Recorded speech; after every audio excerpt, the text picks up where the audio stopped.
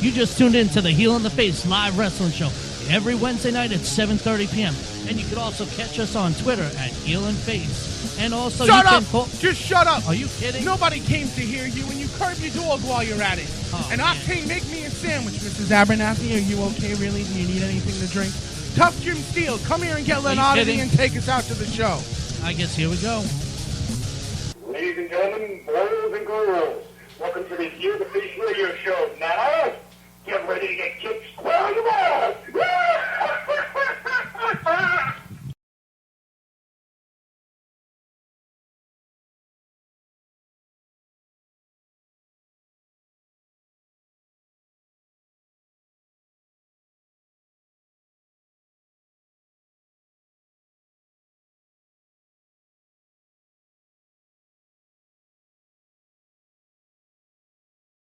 Or you could be like me, drop out from elementary school.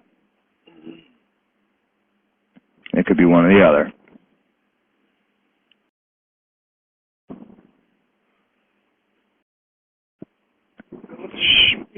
All right. Well, we don't know if we're alive right now. We could be. You couldn't be. If you're hearing this, this is getting beamed up into space, sent to Mars, back around to Uranus. Let's not talk about Uranus. All right. It seems like it's working now. Yay. Yay. And what's going on? And this was a mess. Sean, you're going to have to, peer over at that board every so often just to make sure that it's still on. Oh, my God. It was a total debacle today. But that's what you get before Turkey Day, I guess. That's what you get for being drunk trying to do the show since it is the biggest party day of the year. I'm sorry, I missed that. Yeah, Sean messed it up. There's a little red box. No, we're not talking about underage girls. We're talking about an actual little red box that seems to be malfunctioning, so we're not doing all of them. And somehow we fixed it, and we fixed the red box. Your budget's depleting because you started paying me to co-host. I guess so. And just in case you just tuned in, this is the smooth voice Sith Ryan Paul, and alongside the heel, Sean Walsh. That's me, and Tommy C is laid up somewhere in a hospital bed. Or so he says. And if he is, we wish him all the best. I hope. Well, maybe he'll call in a little while, and we'll see what's going on. Well, he texted me, said he's going to go rest and watch some TV, so I don't know if he's going to be calling in. But that's even, if he's even at the hospital. I'm questioning it. All of a sudden, he's at the hospital and another video drops from the anti-propaganda? Come on. Too much of a coincidence here? Maybe. If we're coming across a little low tonight, it's because we had to use some scotch tape and bubble gum to fix the show. What the hell is that nonsense going on your phone over there? I don't know. There's something about the anti-propaganda. That's all I heard coming out of your phone. Which makes me question, why do you have things coming out of your phone that say anti-propaganda, Sean? Huh? Are we back to this again? I don't know. I am not a member of the anti-propagandists. Are you sure? I'm positive. Okay. We had a whole program sheet with the lead, the A block, and I think we had up to block E. We're just probably going to jump around this week since we had such technical difficulties. We started an hour late, blah, blah, blah, and all this. Anybody who just liked the Facebook page, we are so sorry because you probably unliked it real quick. Scotch tape and bubble gum tonight. What a disaster. Hey, but duct tape fixes everything, and that's the problem. You went with the Scotch tape, and you can't do that. You really can't. But we have a lot of things on tap for tonight. Yes, I said on tap because it is Thanksgiving Eve. It is Thanksgiving Eve! So why don't we jump right in, because we're probably not going to be taking as many breaks tonight, because I do actually want to go out and get smashed on the lowly salary that you used to pay me. We have a lot of things. We're going to talk about the End of the Year Awards, which we are officially now calling the Smark Awards, which is pretty awesome. The Smarkies. The Smarkies. Who wants to win the first Smarkie? We're going to find out on, January 9th? The first Wednesday of the year after. 9th. Okay. Sounds like it's a plan, my friends, or 7th or something like that. It's the first Wednesday after New Year's. Right. Is what we know. I'm going to actually have to look it up because I feel like an idiot not knowing this off the top of my head. I think it is the 7th. Is it the 7th? Yeah. It probably is. If there's any poor sound, we apologize plenty in advance. We're both wrong. It's the 8th. So January 8th, the Smarkies get announced live here hopefully with no malfunctions. And with that being said, we have a whole bunch of nominations already occurring. And speaking of the nominations, you have until next Wednesday, December 4th, to nominate.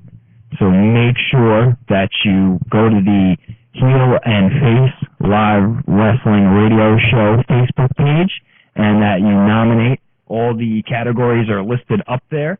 We want to take the nominees, as many as possible, because obviously some of these awards are going to be fan voted, and some of them are going to be determined by our private Heel and Face committee.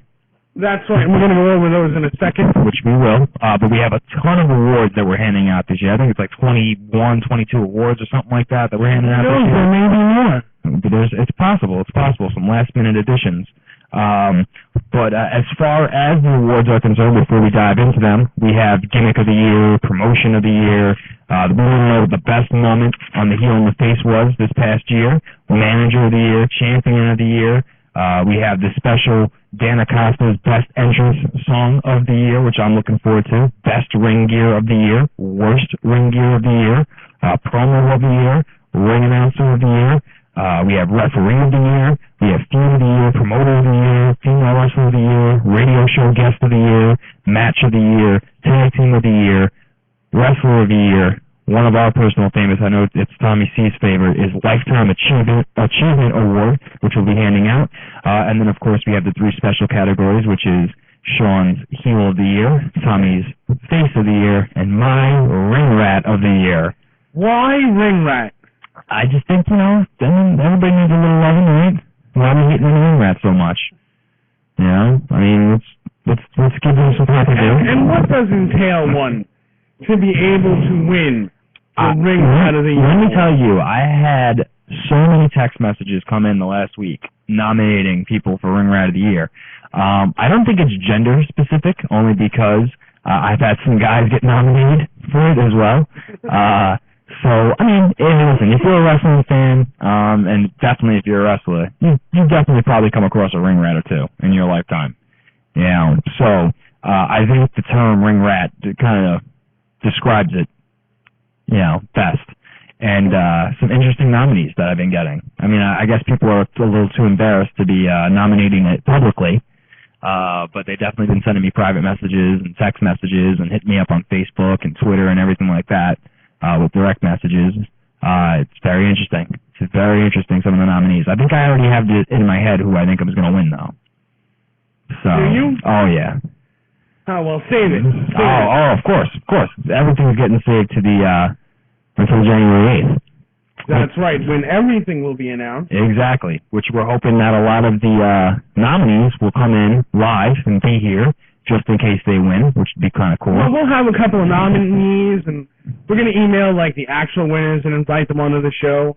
And we're going to email a couple of nominees just to keep things just to keep you guessing a little bit. Okay. Why don't we dive right in, though, with some of these internal debates. Before we dive right in with the categories. Okay. You see? Did I see what? Did you see that there was an actual award? What do you mean? There was, What did you do behind my back, Sean? You saw it. Nobody else has seen it, but you saw it. Oh, you mean the award? Yes. Oh, okay.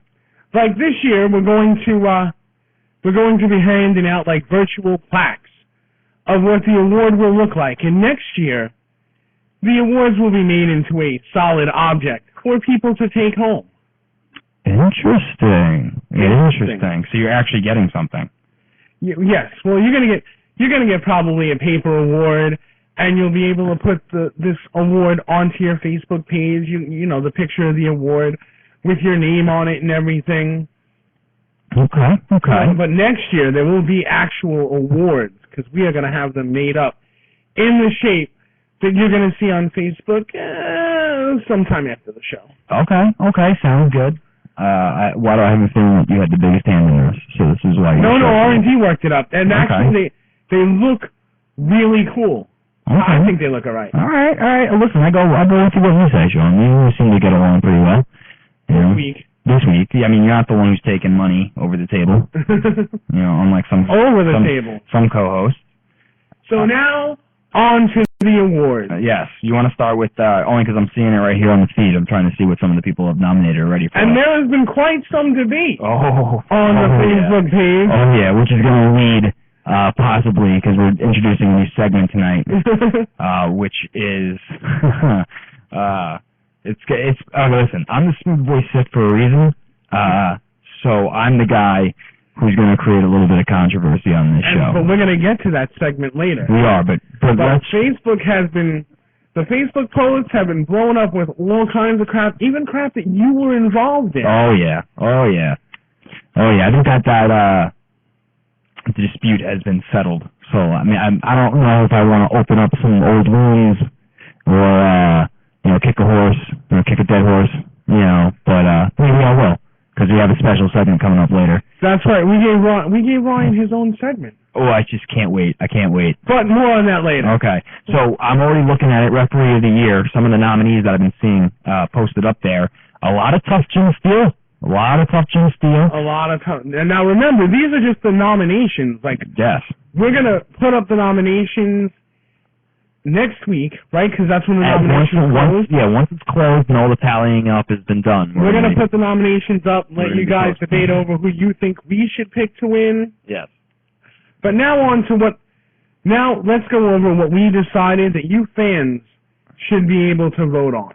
Okay, let's do it that way. Well, this happens to be this is actually not one of them, one that they're going to be voting on. This is going to be determined by us. So we'll go right down on the little list I have here. Okay. Fancy list. And the first one you fans are going to be allowed to vote on physically after you nominate them is Gimmick of the Year. It's going to be an interesting one. And if you want to debate with us about any award that we're talking about tonight, you're more than welcome to call in. Feel free to call in the fan line. What's the number? The fan line is 631-386-8229. Yeah. And in case you were wondering, once again, the nominations, these are just nominations. These are not your actual votes, which I think is also another reason that whole situation that I was involved in flipped upside down a little bit, because I think people get confused. A nomination is just you're nominating somebody that you think should be up for the award. Once we tally all the nominations and we put some very considerate thought into it, then we put up the finalists in which you vote for. So let's just clear that up again. Right. So you're actually voting twice. Well, no, you're nominating once and you're voting once. And you're voting once. Right. Yeah. See, even you got a little confused. I did. Nomination is different than voting. And on categories like I'll take the first one that fans are not going to vote on, and that's Wrestler of the Year. Okay. So you're making me jump around because I'm having to go search. I'm only making you jump around because Wrestler of the Year fans are going to nominate. Yes. But the four of us at the Heel in the Face Live Wrestling Show, we're going to sit down in a locked room and punch each other until we come up with a clear winner. Yeah, it's going to be interesting. And just in case anybody is wondering, the ones that we vote on, the people that are voting on it, are Sean, it's Tommy C, it's myself, and it's the Hall Monitor. So you're going to have four clear, distinct voices, which will be very interesting if we all have four different views on a particular award. Yes. It's going to become try to out-debate me on this, and that's probably how it's going to work. And Sean and Ryan are going to win. Well, I know Ryan's going to win. Let's just put it that way. Because like I was saying before we... Well, we're going to put the nominations up for all the awards and let you fans, hash it out, who should get what. Except for when you vote, because then you'll be actually voting. Yes. So, and just so everybody knows, we're going to be coming up with polls that are going to be on the site that you can actually see the results the second that you vote for it. There's no hidden, thank you for your vote, and you can't see what the results are. No, they'll be up there. The whole poll will be up there the second you vote. It'll lock in with your IP address, so you can only vote once. That's so right. There's no scandal or anything like that. So you can see for the ones that are fan voted, which I believe is 2, 4, 6, 8, 10 awards are going to be fan voted. So 10 awards are going to be fan voted. You will actually be able to see the results. Yes. As they're coming in. But we have some very interesting ones for Wrestler of the Year, nomination-wise. Yes. I'm just looking through the list right now. Nightmare got nominated. He was the first person nominated. He was the very first person nominated. Definitely the first person nominated. ATL was nominated. Junior Reyes was nominated. ACL, I want to hear his acceptance. Try that again. His acceptance speech. For a man who said maybe 5 words altogether. Right, because there won't be much of one. Yeah, well, maybe the lights will go off, the award will be there, lights will come back on, the award won't be there. Let's see. It's possible. If he wins. If he even accepts an award. I mean, award is kind of an egotistical thing. Yeah. I don't know if a superhero, could you picture Superman winning, superhero of the year and, actually accepting a speech? How many times in his universe has he won Time Life Man of the Year? Well, I'm just saying. But we have some other ones that are up there, Jack Gallo, Braden Knight, C.J. Antonino, that flying Italian kid or whatever. Who else? Justin Toxic, the Big O. Robbie Rebel got put up there. Len Oddity, Hatch Stevens, which is a shocker. Ricky Richards. He's been up there a couple of times. There's some interesting. Yeah, there's some interesting ones. What else do we got? Now back to fans. Let's okay. We got covered. Did we cover Gimmick of the Year? Not fully, right? No, because you kept jumping around. I know. And you're making me have to scroll through just to see. Because there's so many nominations coming in. They've been flying in left and right. Yeah. So, along with the controversy. But let's see. We had as far as Gimmick of the Year, some of the nominations already have been. Robbie Rebel has been nominated. Caveman has been nominated. Ragdoll has been nominated. Jolly Roger from NYWC, he was nominated. The Beaver Boys from NYWC, they were nominated. Len Oddity was nominated. So that pierced mohawk fork-tongued devil. There's definitely some varying nominations going on, which is going to be, here's the thing about any type of awards. There's always the best awards are always the ones that can be debated about the most. Mm-hmm. You look at Major League Baseball. I know I'm a baseball fan, and everybody in the world is going to learn this over time, how big of a baseball fan I am. Every year, the MVP award. Every year. I mean, determine the word value. Define it.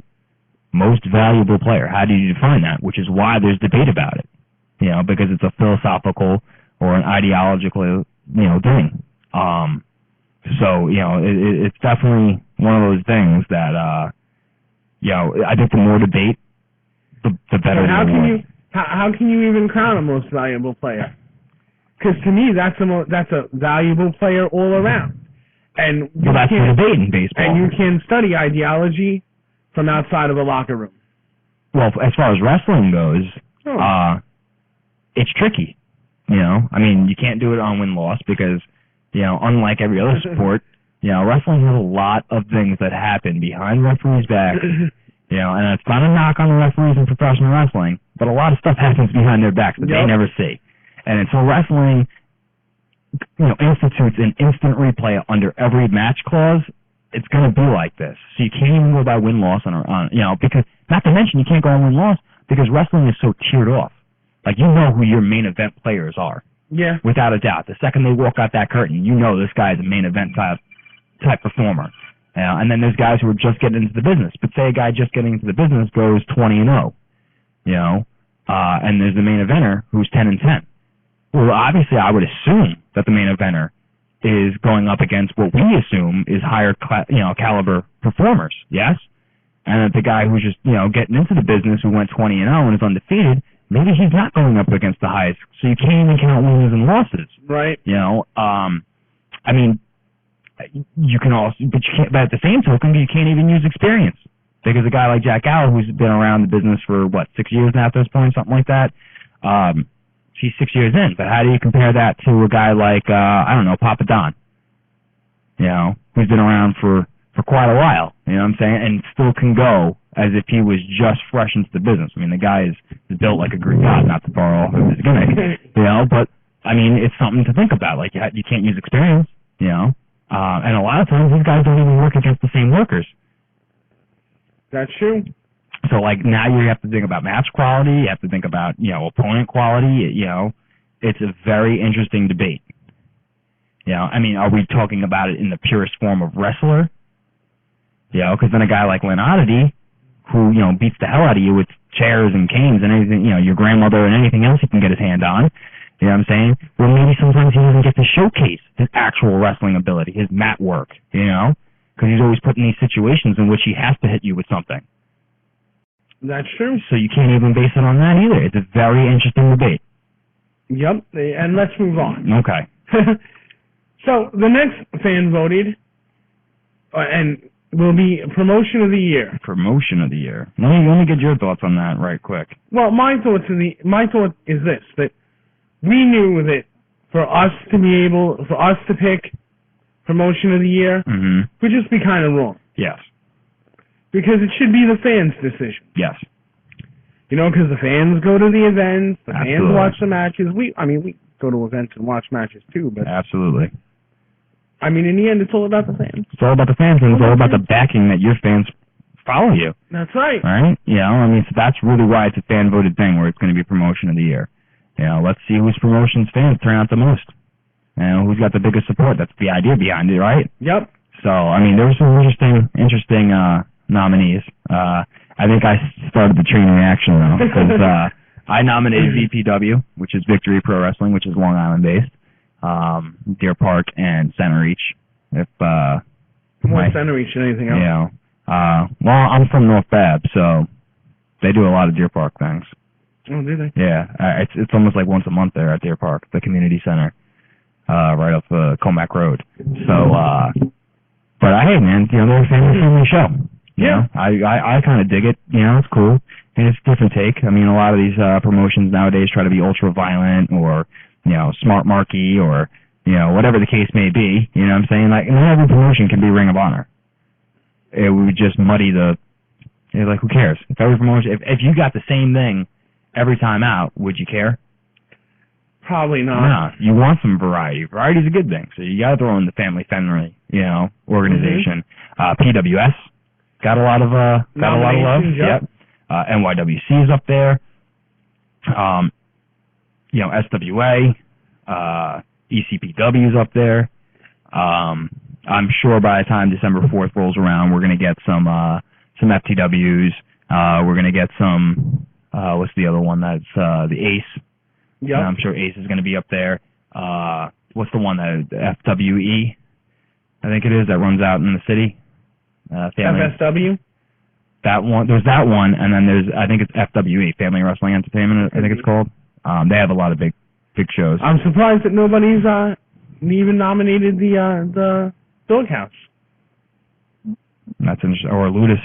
Mm-hmm. You know, it's interesting. Warriors of Wrestling, that's another one that I haven't seen get nominated yet. You know. But there's still a little bit of time. No, there's still plenty of time. You still got a week left. So, you know, if you're hearing one of these promotions that you follow hasn't been nominated, here's your chance to go nominate them yourself. Jump on and nominate. Exactly. Next, Manager of the Year. Oh, man. I don't even want to talk about this one. I don't even want to, because I think I know who's going to win. And who do you think is going to win? You do really want to know? Yeah, I really want to know. He's a frequent guest. Oh, come on. What? I'm just saying. No, you're not. What do you think? Yes, I am. I can't even find it. Maybe I deleted it on purpose. I don't know. Who do you think is going to win? Well, Nicoletta's been nominated. That's true. And she's got a pretty decent following. Yes. But, come on, man. We all know. I hope not. I think we're going to have a repeat. I hope not. I hope not, because we will never hear the end of it. You know who I'm voting for? Who? Opie. You're voting for Opie? Absolutely. Come on, man. Who doesn't? I mean, that kid is the purest form of an underdog. He used to walk around with Green Giant mittens until they broke. But he's 4 foot nothing, weighs 100 and nothing, you know, and somehow he found a home in professional wrestling. And him and his Green Giant mittens. Yes. Come on. So who doesn't root for a guy named? First of all, who doesn't root for a guy named Opie in the first place? Everybody loves an Opie. You know, Lexa Rosen's been up there. I've seen that. Crusher Dugan, that's a good one. There you go. There's an old school name, right? Crusher Dugan. Who do we got? Brandon Gold. You know, he's up there.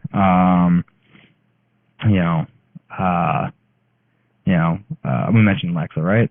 Yes, we did. Yeah, we did. You know, we definitely got some interesting nominations that's going on with that one. Funny enough, I think somewhere in there is a catalyst for my ring rat of the year. And who's that? No, I can't tell you. Got to tune on January 8th when we announce it. But next up for the fans to vote on is Champion of the Year. Champion of the This is Year. going to be an interesting one. Another award that we thought we Gonna couldn't be decide. An interesting that we one. shouldn't decide. Definitely going to be an interesting one. We have a lot of support for the Big O. A lot of support. We got a lot of support for Stockade as well. Yes. It looks like a lot of NYWC guys are dominating on this one. I don't know. Did I nominate anybody for that? I don't see you. I know me and Tommy both nominated the Big O. I know that. I'm looking at that right now. Grim Reefer got nominated. Mikey Whitwreck is up there. Was it Joseph von Schmidt? Yes. He's up there. It's going to be interesting. No, who I don't see up there, though? Champion of the Year. Hold on, don't say nothing. Okay. Champion of the Year. Where is the Champion of the Year? I'm just going to drink my Arizona green tea, which has 70 total calories. It has 0 grams of saturated fat. Had you been cleared to say that on the air? I don't know. Did you clear that was legal? Like it matters. It's for publicity. I'm sure they'd love it. It's not easy finding the categories when you just browse. It isn't when you're browsing on your cell phone. Champion of the Year, I found it. All right, here you go. But here's what I'm saying. Can I please tell everybody what I thought was a shocker that I haven't seen nominated yet? Wait a second. Or do you want to guess? I may nominate them. We'll get there. I may nominate them. All right, we'll nominate them real quick. Do it. I will, right now. Do it. I'm doing it. Do it before I hop into our first brand new segment. I'm doing it. Don't hop into the brand new segment. I might. Don't do that. Don't chew it back. Chew it back. Chew it back. I told you. Look at this. No breaks. Chew it back. We're just going straight through this. No, we're going to take a break. No, we're not. Yeah, we do. Not yet. Well, not yet. No, but we will eventually. Right. Because we got to play that Rock City song. Right. We got to play that Rock City song. Yes, exactly. Which just happens to be the theme song for the S-Markies. It's a good theme song. It's a good theme song. Definitely a good theme song. God, I hope I'm spelling his name right. Hey, Champ, I'm sorry if I don't, okay? Oh, I know who you're nominating. You're nominating the guy who I was shocked that wasn't nominated yet. No. And wait, I gotta add my name so that people don't think the voting is fixed. Oh man. Well, I don't think it is, only because I've already been up there. Tommy's already been up there. We just announced it publicly. Who'd you nominate? Who'd you do? Just tell me. I don't want to have to lose my spot on the page. The great Bambino. Son of a bitch. CJ Antonino. You stole what the thought right out of my mind. I hate you for that, just so you know. Well, he's a good champion. He is. He's held the belt for a long time. He has. Made Ricky Richards tap out. Yeah, but he did use an illegal chokehold.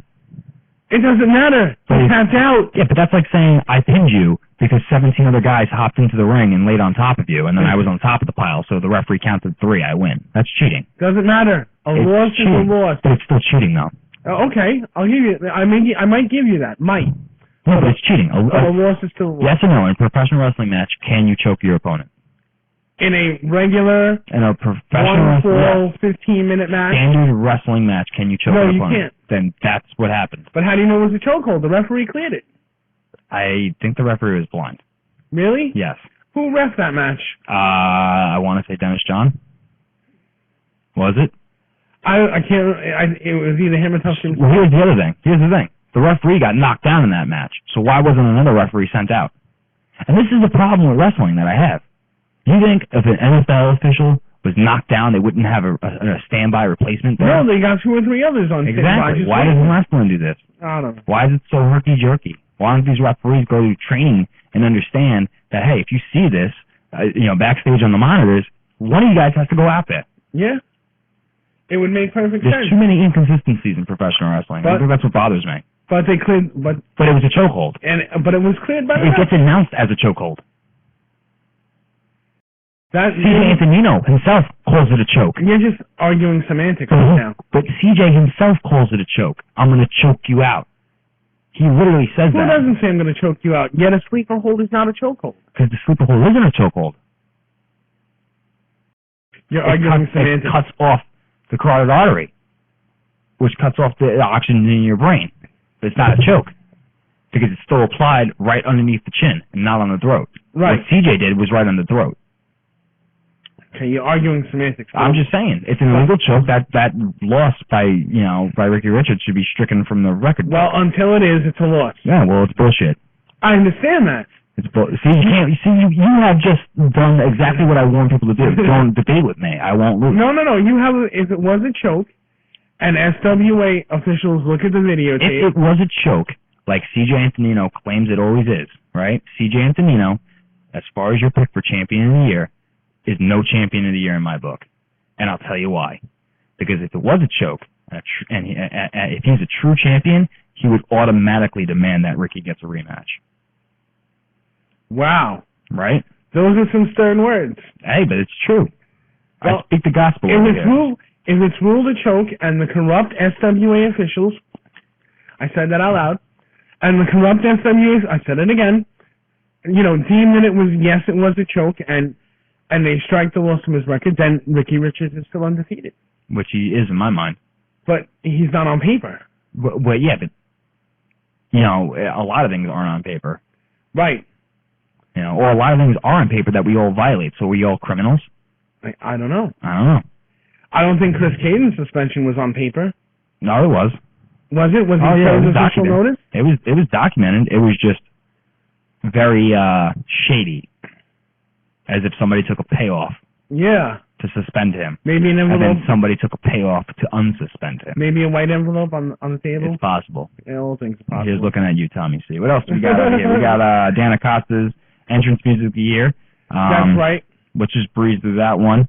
Listen, if you think put it this way, if there's a song that a guy comes out to, female wrestler, male wrestler, midget wrestler, it doesn't matter. Tag team wrestlers, if that music gets you hyped, really gets you hyped. I don't think I nominated anybody. I think you should nominate. I think you should nominate somebody because, that sets the tone. These guys, they think very hard. They should think very hard, right? Because, there's a psychological warfare that occurs in professional wrestling. Listen, that sets the tone for that guy's attitude. You hear Jack Gallo, I think that's who I nominated.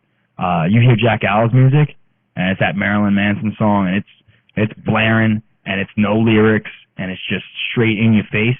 That describes Gallo to a T, wouldn't you say? Yes. That guy's a beast. He's gonna hurt somebody. Could you see him coming out to Frank Sinatra? I don't think it works that way. It fits him, and that's the kind of the idea behind it. But moving right along, because let's keep moving along. Where is Dan Acosta's entrance music of the year? I'll have to find it. It's there. It's somewhere there. But moving right along, move right along. We got best and worst. Ring gear of the year. Ring gear of the year award. One topic, and definitely got some interesting ones up there. As far as the best ring gear of the year is concerned, which seems to be a little bit more of a contested, I think, battle. Going well, who wants to say, okay, you're the worst ring gear of the year? Yeah, but, hey, listen, they're out there. MC3 was nominated for Best Ring Gear of the Year. Jack Gallo, Ragdoll, Nightmare, Steve Person, King Mega. Was Nightmare's regular gear nominated? No, his dress. No, his dress was nominated. His dress. Chris Caden's up there. Ricky Richards is up there. I think they're all worthy. I'm shocked that ATL's not up there, to be all the way, but, that's just my opinion. I don't think I nominated him. No, you didn't. Nope, I don't. Anybody who comes out wearing a Power Ranger outfit is okay in my book. Yeah, but then again, it could be also worst ring gear of the year as well. Let's see, what do we got for worst ring gear, speaking of which? Some very interesting ones in here, some very under the table, not over the table like Tommy C. Jabs at people. I know I nominated something that annoys me, which is title boxing boots. You're in professional wrestling. Stop wearing boxing boots. Just saying. Go get yourself some real boots. I nominated an entrance music of the year award. What'd you nominate? GYD. Okay, that's definitely an interesting one. GYD comes out to Zach Wilde. Okay, now I know why. Look at you. Okay, here's one that we probably should clarify. Promo of the year.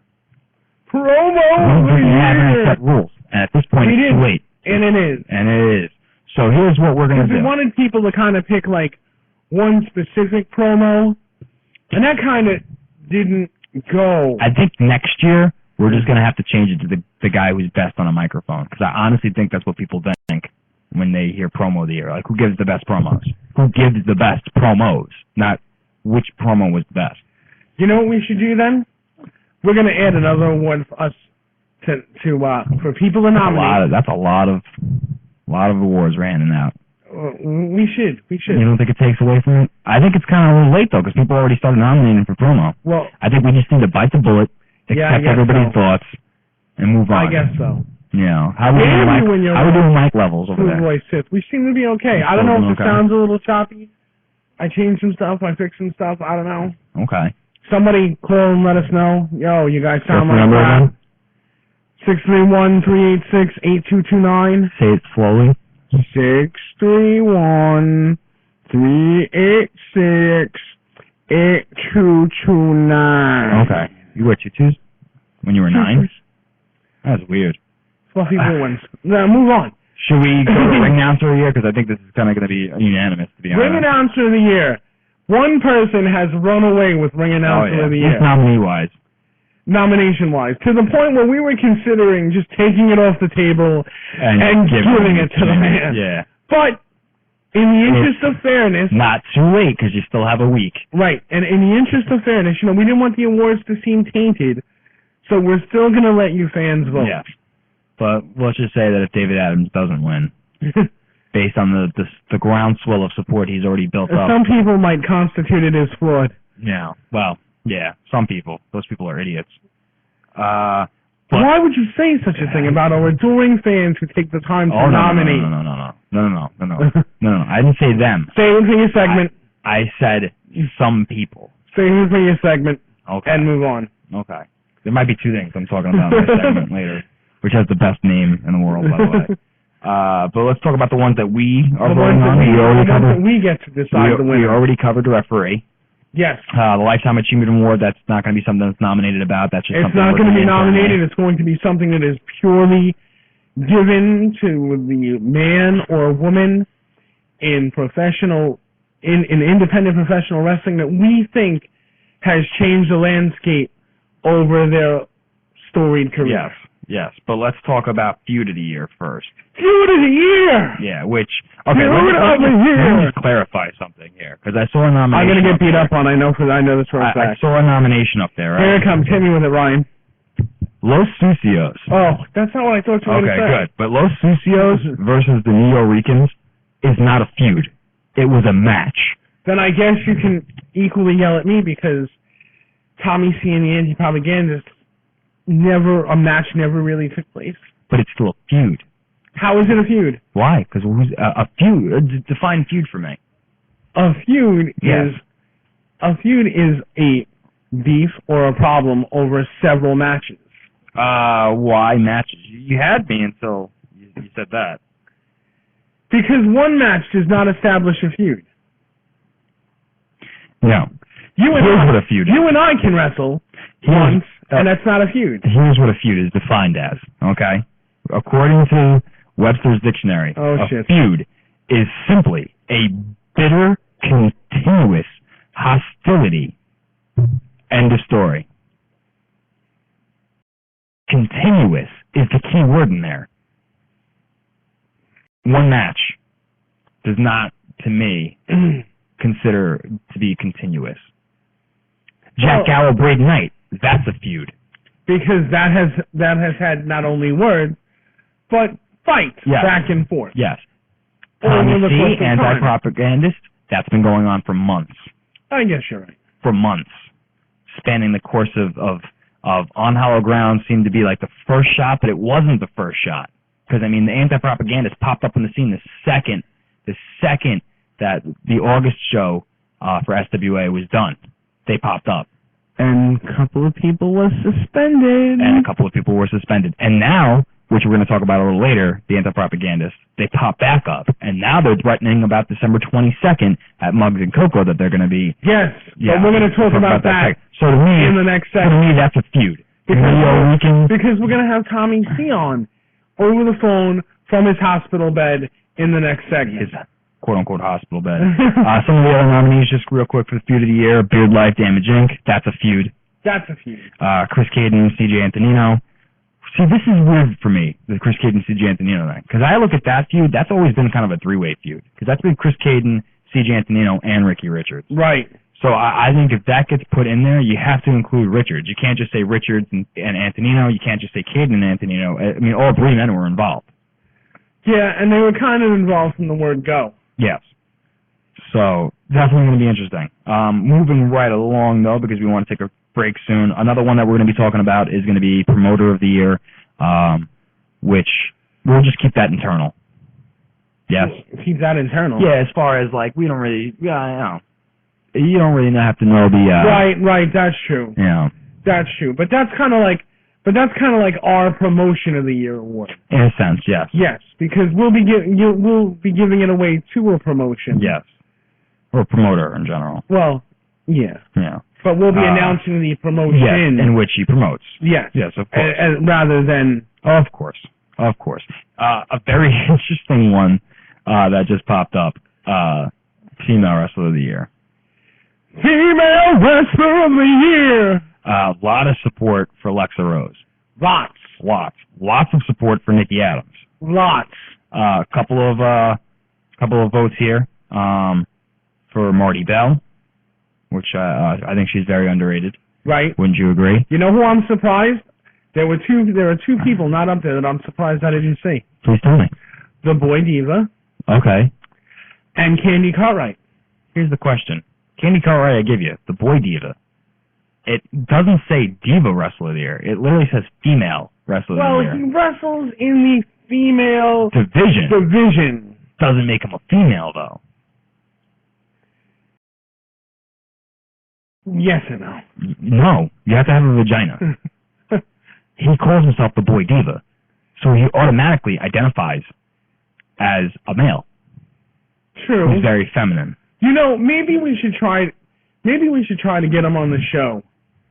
I would love to have a conversation with him. I think that would be a and very let him plead his philosophical case why he should be nominated for Female Wrestler of the Year. But we're speaking about this, right? And we have to cross a very huge crossroads for this.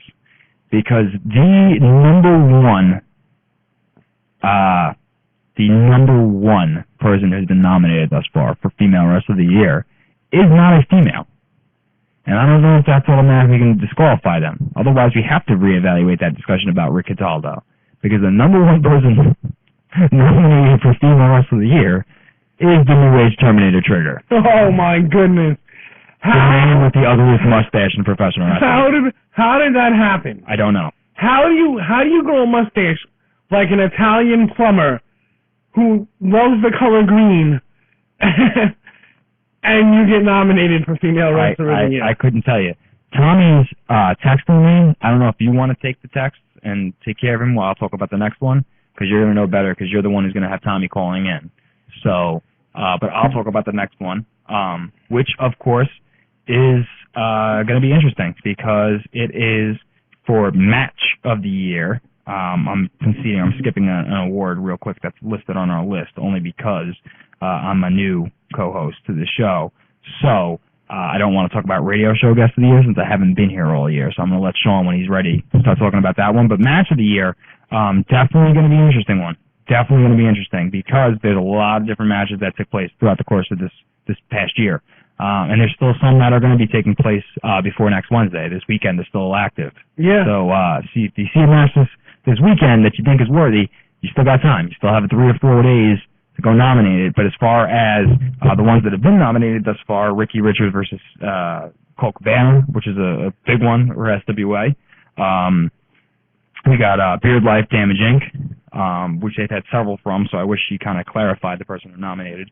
The Iraqi Butchers versus Boondocks and Juggalo Myers was put up there from ECPW. Big O versus Mike Mondo for the NYWC Heavyweight Championship over at NYWC, of course. Ricky Richards versus Jack Gallo.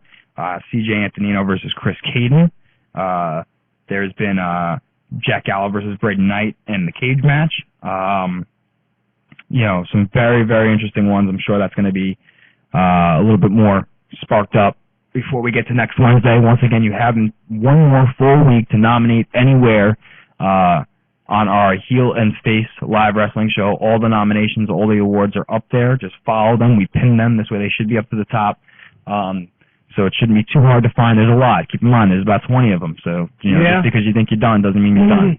But as far as radio show guest of the year, I'm going to let you take this one since you've been around all year, obviously. Oh, boy. And now I got to go back on my Facebook and look to see who's been nominated. Oh, you're not prepared, are you? Well, I was dealing with our guest that we're going to call in the next segment. Oh, okay.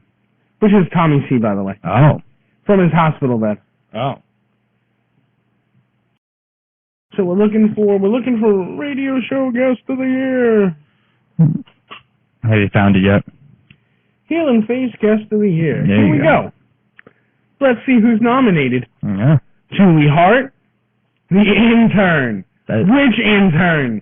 There have been like 6 of them. It was either what was it, Richard? What was his name? The Italian intern that messed with Papa Ganoush. Oh yeah. The guy who said, "You have to give it, I know how you got to give it each, yeah." That guy. That guy. Yeah. Ricky Richards. Mm-hmm. Nightmare. Nightmare's always fun to have on the show. Mm. Shane Douglas, who was on the show at the very beginning of the year. Okay, that's a throwback. Another vote for Nightmare, and Sean didn't vote on this one, so Sean's going to vote now. Okay. Remember, we had this guy in January, and he was the clearest I have ever heard him sound in a very long time. Yeah, Boondocks was a good one. Boondocks was a very good from about a month ago. Yes, and I can't imagine how he didn't get nominated either. But just because this guy was a great guest and, he talked for a while, I get to nominate Jake the Snake Roberts. Oh, that's a good one. That is a good one. It's a lot of big names up there. Yeah. A lot of big names. I wonder if they're going to come on the phone and accept the award. Should one of them win? That would be interesting. It would. Know who I want to see you get as a guest? Who? ATL. ATL. Is ATL going to say anything? I don't know. Do you have an in with ATL? I don't know. Maybe. People say I look like him. Really? Yeah. Like if you took off my glasses and off the baseball hat, go Yankees, I thought I might look like him. I don't see the resemblance. I don't know. Some people tell me that. I'm not too clean-shaven either, though. He's a pretty clean-shaven guy.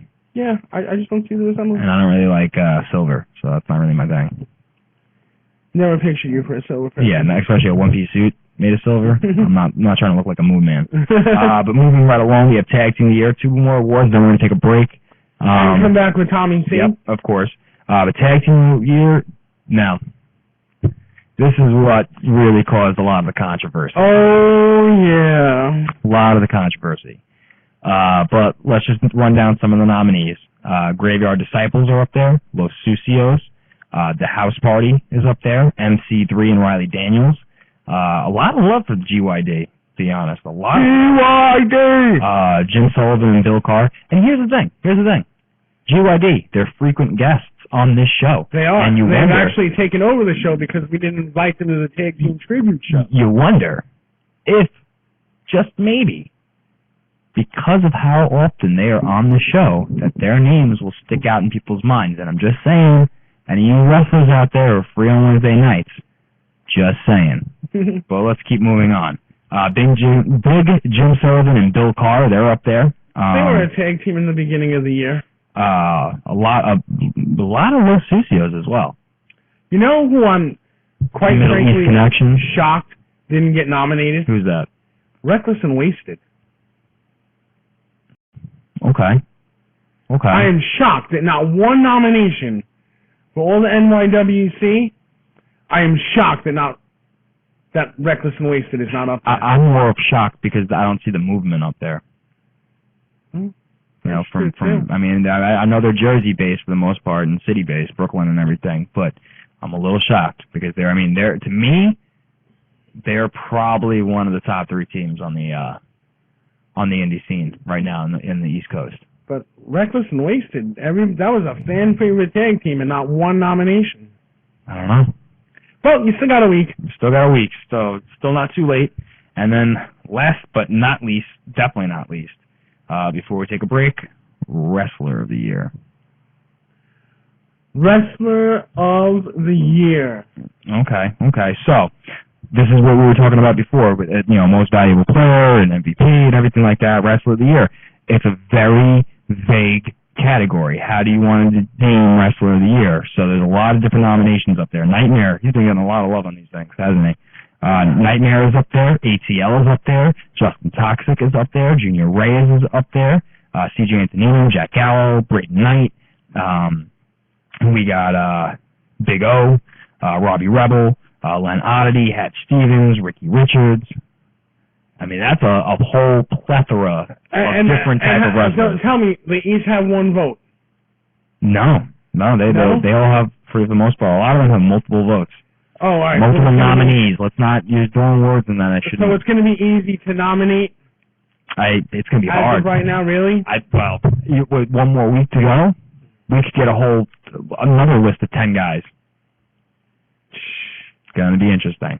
Why don't we take a break? And then we'll get Tommy C on the phone. We'll get Tommy C, and we'll have us a good old time. Good old time with the anti-propaganda.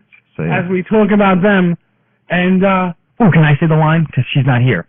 All right, you might as well. Hall Monitor's not here. So, the heel Sean Walsh, take us out. All types of things have been broken. All those bondages, all those spiritual holds. Go! Hallelujah! Oh, she doesn't even want to have it. Hallelujah!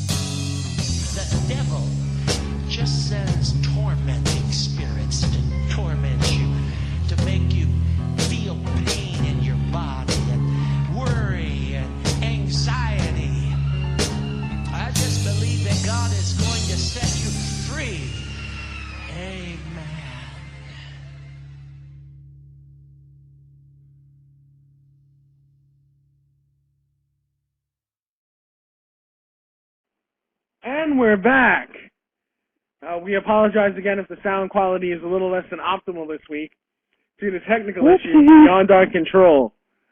But we got Tommy C on the phone live from his hospital bed. Or so he claims. Yep. I don't think you're really in the hospital. I think you're hiding out in Tahiti somewhere. It's a beautiful place. It's magical. And I think a lot of it is because you know who dropped the new video this week, calling you out yet again. Yeah, well, it's not true. I'm definitely in the hospital bed, but I'd rather be in the Caribbean right now and margarita. But, you know what? You probably can keep on coming and searching and finding all the evidence. You know, yeah. And I don't that evidence that you get. Yeah. That's all right. Yeah, I mean, listen, Tommy, evidence is evidence. I mean, if it's questionable evidence, that's for the... And the anti-propagandists, they're not calling for your resignation anymore. They're calling for SWA officials above you to remove you from your position. Yeah. So they're not even leaving this one up to you, Tommy. They went above your head.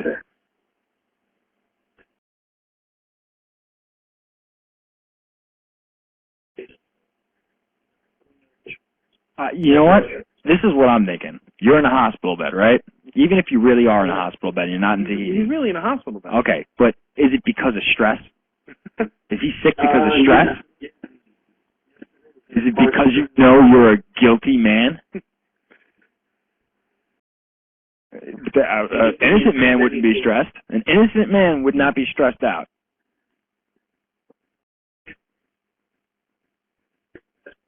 Always with an excuse. Always with an excuse, Tommy. I don't know, Tommy. Tommy, I'm going to ask you this question. I know Sean's been asking you this question for months now. Are you scared? Not even the slightest. Would you be scared if they showed up live and were face-to-face with you?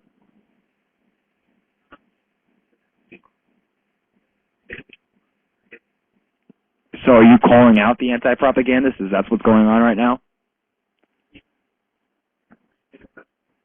Whoa! Shots fired right back at the anti-propagandists. You're saying that kind of stuff. Tommy, does it make you nervous? Because they say they are everywhere, right? Does it make you nervous that your nurse could be an anti-propagandist? I'm sure they come in all anti-propagandists. They're calling you the propagandist, my friend. Tom, did you notice? Did you watch the video yet that got dropped? Did you see it? Did you see the video that came out yesterday? Yeah. Okay. Not afraid. Are you afraid? But you were at one point then. You just said, I'm not afraid no more. So were you lying? Were you lying to Sean all those weeks?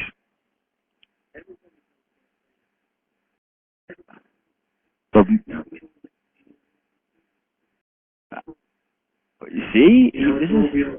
This is what I'm talking about here, Sean. The more Tommy opens his mouth, the more that it kind of looks like he's lying here. Yeah. You laughed it off like it's nothing.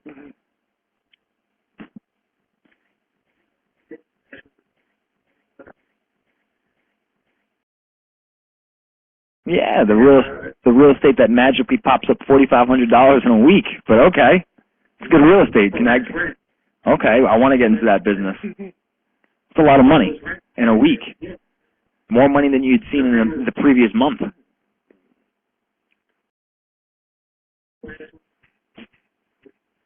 It's what you call rent money. It's what we call bribe money. Well, it could be rent money. You know, he's renting out the director of authority position. That's what they're doing. Right. It could be that. Okay, so maybe you're not lying. It really is rent money. It's just not rent for real estate. It's a rent for the director of authority position.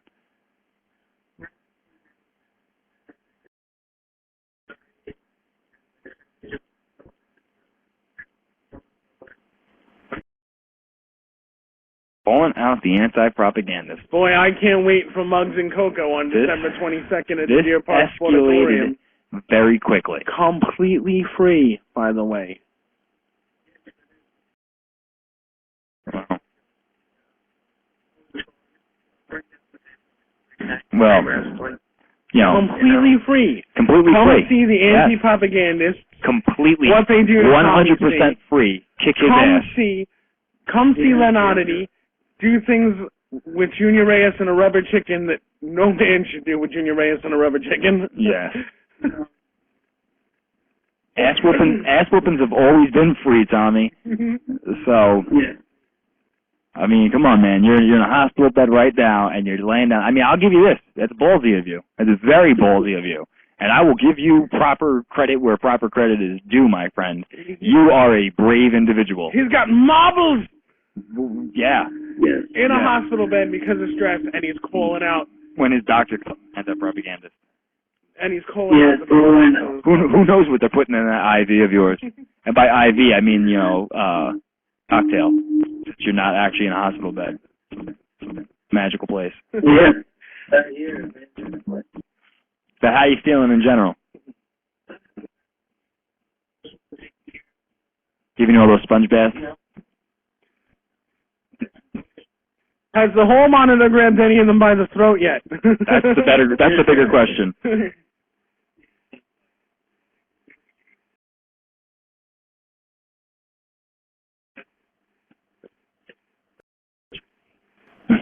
Okay, well that's good.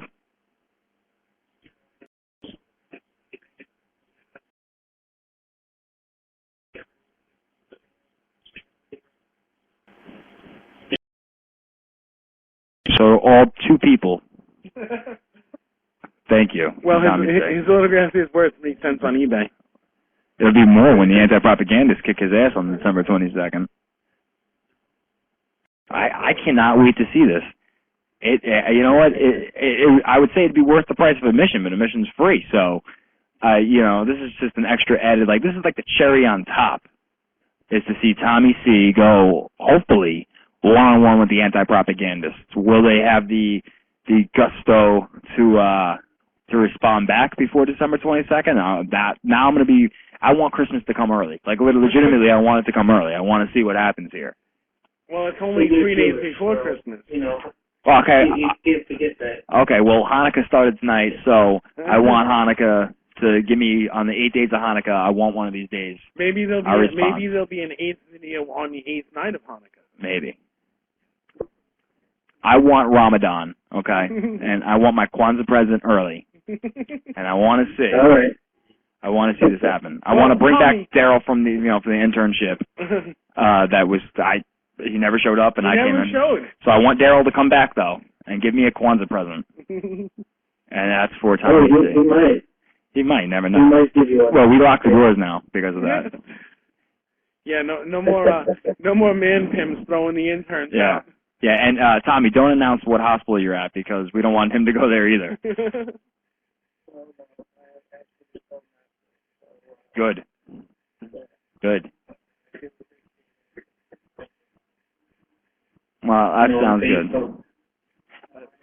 We don't want to keep you, man. Yeah, you go get your rest, and hopefully you'll be back in action next week.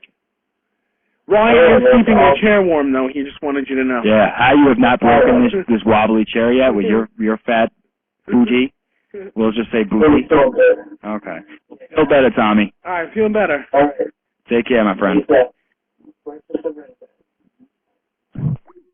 So Tommy laid out the challenge. Sean, I got a question for you, though. I love questions.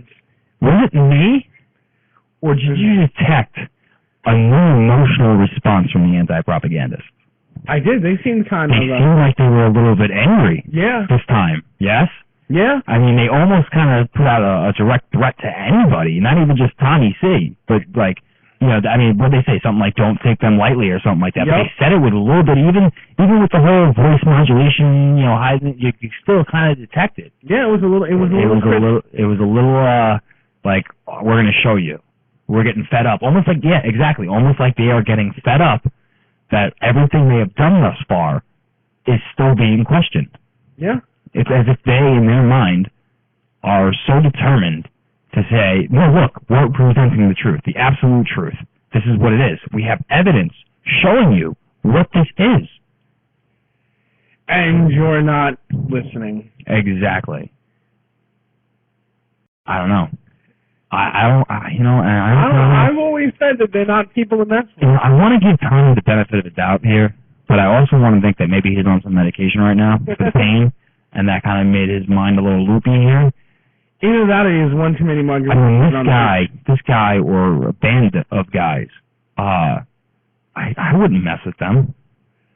They hacked into the radio show one week. Yep. They were right outside the radio show one week. They hacked into SWA's opening promo. They hacked into SWA's feed in general. And they did it with such precision that they did it when Tommy was actually already in the ring.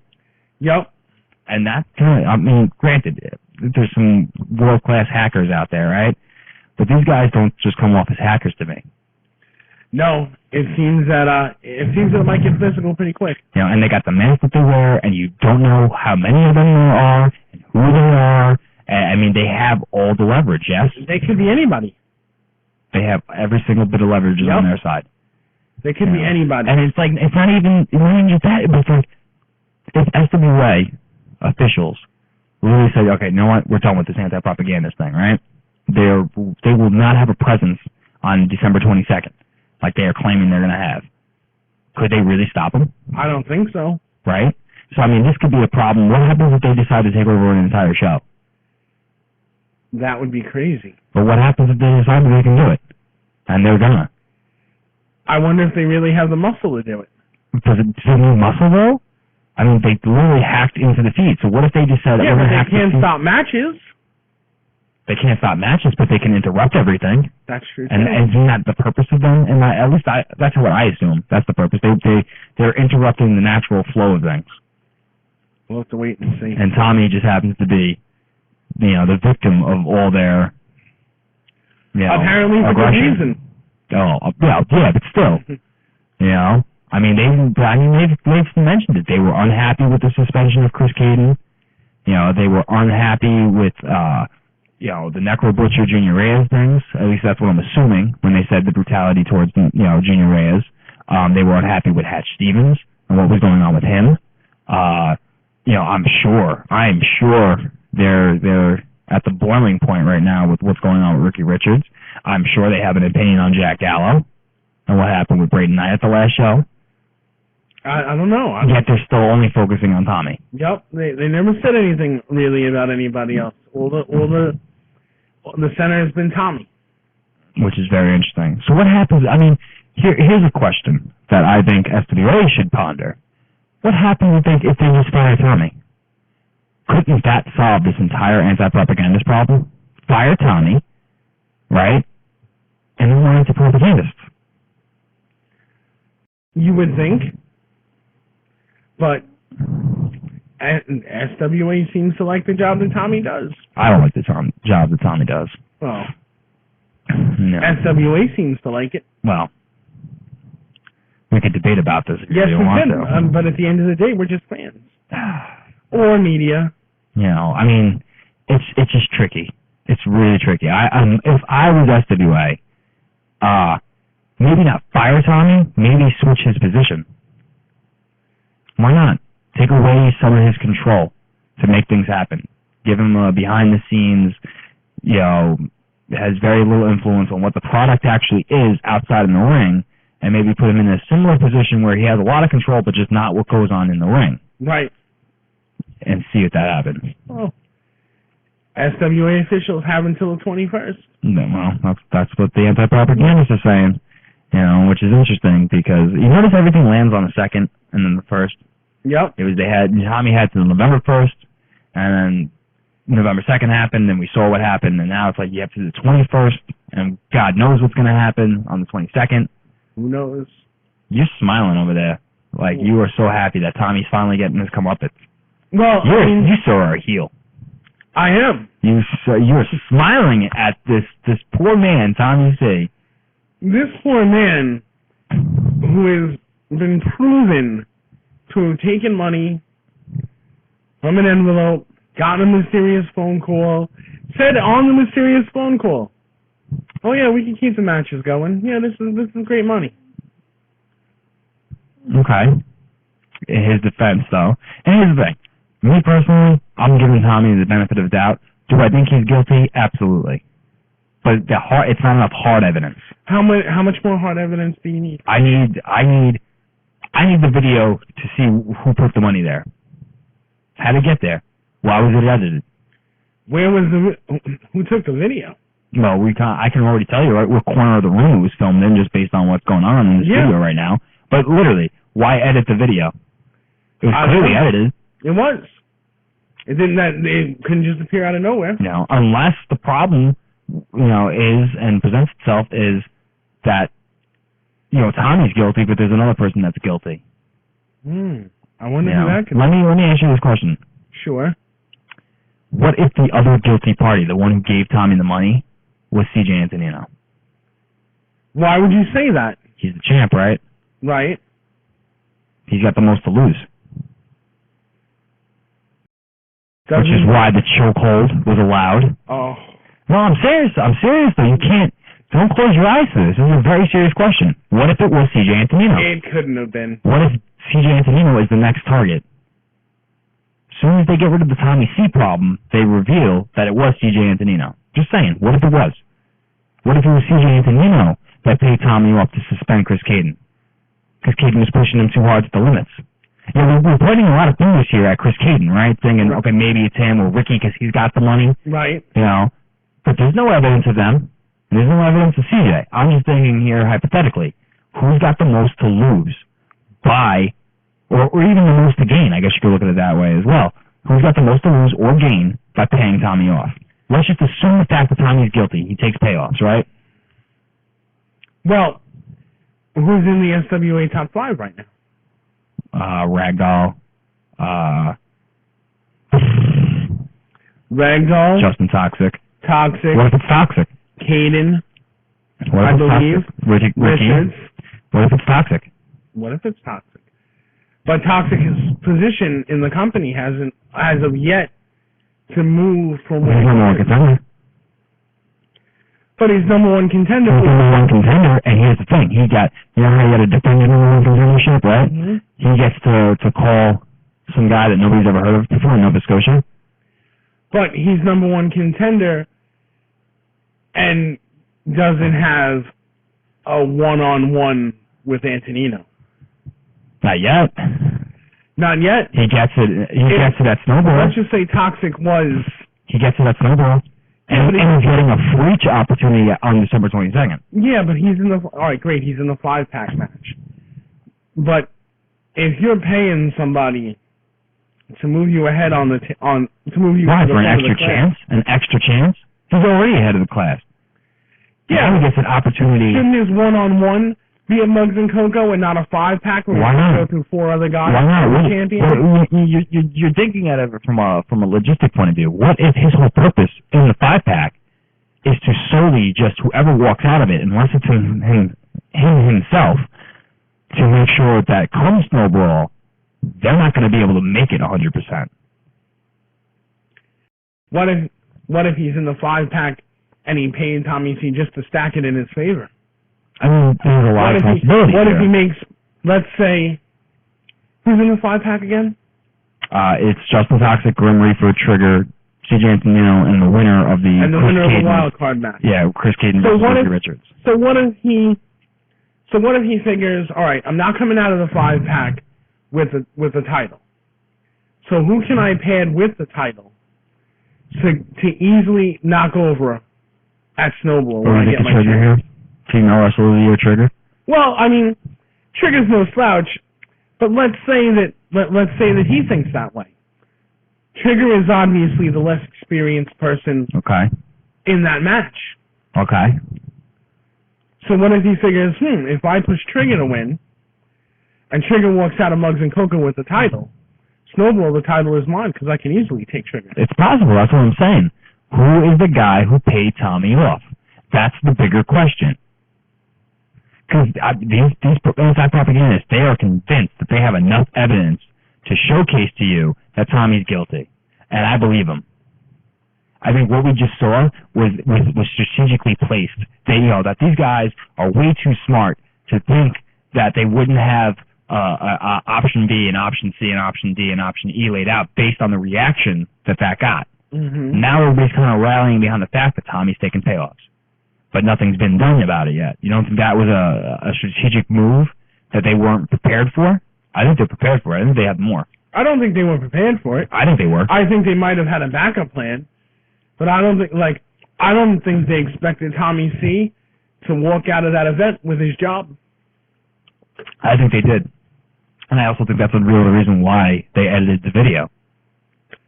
If you put a video up of somebody taking money for something, Yes. and if you find somebody corrupt and you expose them to quote unquote the world, or we'll call it the SWA nation, okay, and you don't expect him to walk out of that show or that event with his job. If I expose somebody, I expect them to be fired like Here's the thing. Here's the thing. They clearly edited the video, and they clearly edited it for a reason, whether it's to conceal who actually paid him off, or because they want you to question it, because they want to put Tommy under the microscope, so that any move he makes from here on out is perhaps a very clean and noble move, which changes it, which then puts other things into action. Do you understand what I'm saying? Like, this is a tenfold strategy that these guys could be deploying. Because put it this way, I don't think they're clearly not stupid. No, but I think that they expected him. I don't think so. To walk out of there unemployed. I don't think so. I think what they might have expected was that the groundswell support for them would be at a high, and they haven't reached that. No, because they're... This is like the Joker fighting the Penguin. You hate both guys, right? One happens to be right, but you hate both of them still. Yes? I'm still having a hard time believing that they would throw the video. I don't know, man. Just to have him walk out of there saying, you know, Tommy, you're still the director of authority. Unless the whole purpose was you start at some point in the chain and you clean it. So that once everything below the chain is cleaned up, your sole purpose could be focused on the top part of the chain that's not clean. You understand that logic? Yes, but not... All your attention goes to a very small, minute portion. You don't have to worry about anything underneath because the underneath has already been cleaned off. Because the target of your first attack has to have all of his moves become under scrutiny. It makes sense to me. I don't think they're dumb enough not to expect that he would have lost his job. I don't know. If I'm going to throw up a video and expose somebody... I know, this philosophical debate is hurting your mind. No, it's not, but I expect them to be on the... Like, if I find that one of my colleagues and coworkers is taking money, and I present it to the owners of my company, I expect that person to be removed from their position. Unless, because they knew the editing of the video would at least throw up a red flag says, well, that's not enough to go on. We're going to be watching him closely, but it's not enough to go on. Why edit the video to not show who paid him off? Here's the thing everybody's overlooking. Please tell me. Tommy C says that this is all real estate transactions. Right? You follow me? Okay. So let's go back to the beginning of the video. I leave to go start the car after the show. Tommy goes to the bathroom. Yep. White envelope suddenly appears. Right? You follow me so far? Okay. Tommy C comes back. Sees the white envelope that magically appeared on the table. Opens the envelope. Says, oh, wow, what a good thing. I'm paraphrasing, of course, because that's not actually what he said. And he folds it up, and he puts it in the top of the bag. Then he says, no, maybe it's not so safe there, because I guess he figured that I would see it. So he tucks it in the back of his, in his back, against his pants and himself. Then he gets a phone call. When he picks up the phone, he doesn't say, yes, thank you, I got the money for the rent. What does he say? Says the block number. No. What does he say to the person on the other end of the phone? Hello. He doesn't say, thank you for my real estate transactions and my rent money. He says, oh, yes, I got the envelope, and now the matches can continue. Yes. So that, to me, says he's guilty. But it doesn't show who paid him off. It doesn't matter who paid him. Oh, it does. You don't think it matters? I said, what if it was CJ Antonino? It the matters. champion, the Pride champion. It matters in the big picture. But what matters is at the moment is he took a bribe to do something to the SWA card. Yes. Or rankings. Yes. Or whatever it was. Yes. Wasn't real estate. He didn't say, yes, thank you, I got my rent money. Yes. He didn't say, yes, thank you for your admission, now the flea circus can continue. Yes. He said, thank you, now we can continue to book matches. Okay. That's what everybody's missing out of this whole thing. No, I think everybody gets that. No, because apparently everybody thinks that they're real estate transactions. No, because that's what Tommy's saying, what he meant by matches. The matching of the client to the leasee or whatever. Really? I think that's what he's trying to get at. That's awfully thin. Yeah, of course it is, That's which like, is why I think he's that's guilty. That's like mayonnaise on a BLT. No, thin. I understand, and that's why I think he's guilty. But that's why I think the bigger question is, who paid him off? The bigger question, well, that should be in the big picture. Yes. But the smaller picture should be... Which is why I'm saying, you don't think these guys, these anti-propagandists, didn't at least plan for every potential outcome of what happens on November 3rd, after the 2nd, and the video is released. You don't think these guys figured that out? That they had every scenario under keep? I'm having a hard time believing that they didn't think that once that video got put up, that he was still going to be the director of authority. I think they did, because that's why they edited it. Otherwise, just show who paid him off. Boom, there goes the problem. Literally, it's, let's hypothetically say, it's CJ Antonino is paying him off. So CJ Antonino is paying off Tommy C. Boom. There's clear-cut evidence that Tommy is accepting money from CJ Antonino, right? Get rid of them both. There's your problem. These guys go away. But they didn't do that. They edited it so that you wouldn't know who paid him off. Let's spin it another way. Okay. Okay? I'm ready. What if the people who paid them off, the guy who paid Tommy off, mm-hmm. the member of the propagandists, and they weren't ready to reveal his identity, or that he was a member of the anti-propagandists, right then and there. It still shows that Tommy's getting a payoff. So boom, he should, and by all means, which would guaranteed be fired. That's why I'm saying they edited it purposely, because maybe they didn't want him to be fired right then and there. They want this to drag out. Yes? Okay. You can't run a Ponzi scheme without time. You need it to drag out. If there's a video of me murdering somebody, mm-hmm. and you don't see who I murdered, but you know for a positive fact that I killed them stone cold dead. Yes. Okay? Does that video not wind me up in jail for the rest of my life? I don't know. It might not. It's not enough to go on. Why not? Because, one, you don't know if you're actually murdering somebody. I think you can pretty safe to I think it's... But here's the thing. Here's the thing about murdering somebody, right? That person is dead. They dropped off the face of the earth. You know who was murdered. No. Yes. No. Yes. What if hypothetically... It's a bad hypothetical situation. No, it's not. Because murder and bribes are totally different. Hypothetically, let's say I murdered somebody. Okay. So let's say... You murdered me. Let's say I murdered you, right. The world's going to know the second I'm not on the show anymore.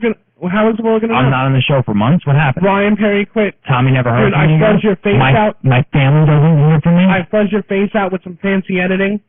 I throw you in the... Here's the thing, though. Here's the thing. They're going to question. Police are going to question. I disappear. Somebody's going to file a report. Somebody is going to file a report. I ain't seen them.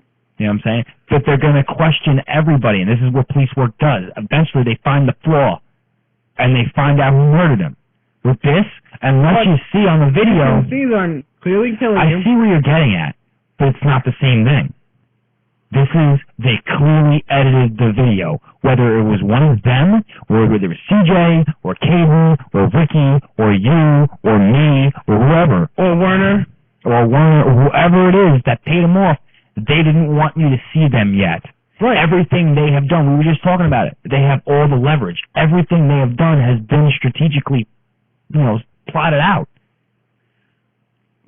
Why would this be a little hiccup that they didn't expect? Because it is. I think that's why they're angry. Maybe this is why the free show is happening in the first place. Maybe.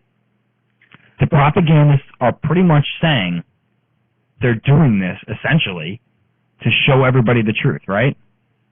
They're dictating, they're manipulating everything that anybody does in response. This has got me really worked up. This has got me so worked up I need a cigarette. So why don't we take another break? When we come back, we have 2 more things we have to take care of, which is my wonderful segment, and of course we got to talk about Stronghold Pro Wrestling. So why don't we take a quick break, like 5 minutes, something like that. I don't know. Why don't you play that Rock City song? Did we play that yet? It's an awesome song. The official theme song of the S-Markies. Of the S-Markies. S-Markies. I love that. Right? It's a good name, the S-Markies. R&D can do good things. They can. How come you can pay for R&D, but you can't pay for that little red box to be I have no idea what's going on with that little red box. I'm going to go take it outside. Once again, not teenage girls. An actual electronic little red box. All right, say the word so we can get out of it. Okay, really? You going to let me do it again? Yeah, why not? Hey, take us out, the heel.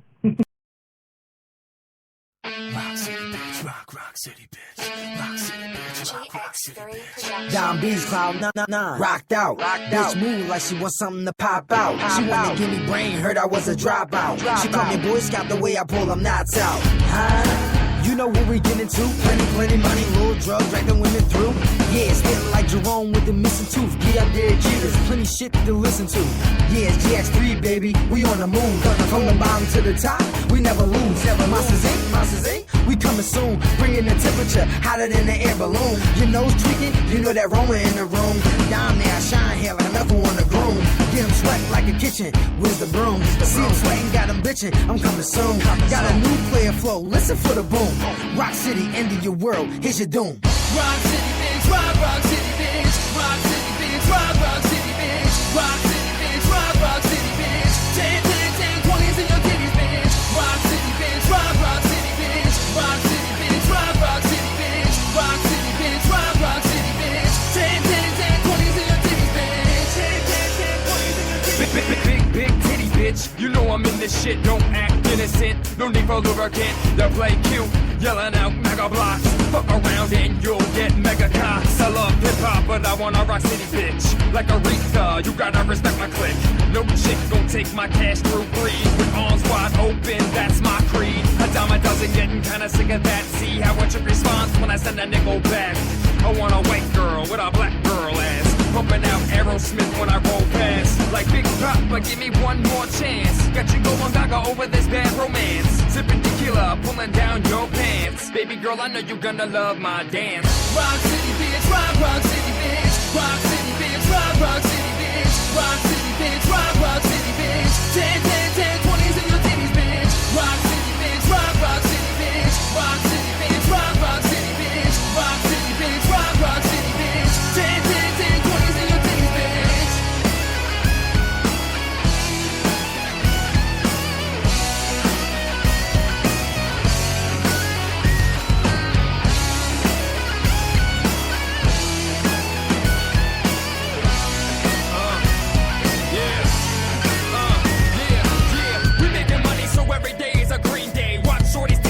Watch it back on replay. Call my dick Zeppelin, it's heavy like lead. Never a limp biscuit, don't call it bread. You can give me head while I give you brain. Had an epiphany, I should leave your dress stain. Searching for Rock City, you going crazy. Pulling all nighters, going from Macy to DC. Rock City, it's like raging in a rave. Say the wrong shit, I flip the kill switch. Engage. I'll leave you dudes with your heads in the clouds. Cause like Gwen Stefani, I leave no doubt.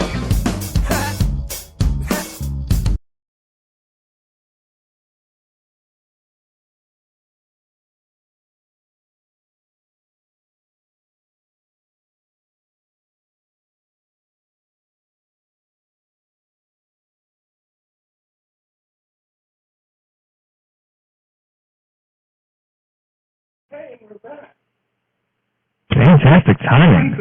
Fantastic timing. Fantastic.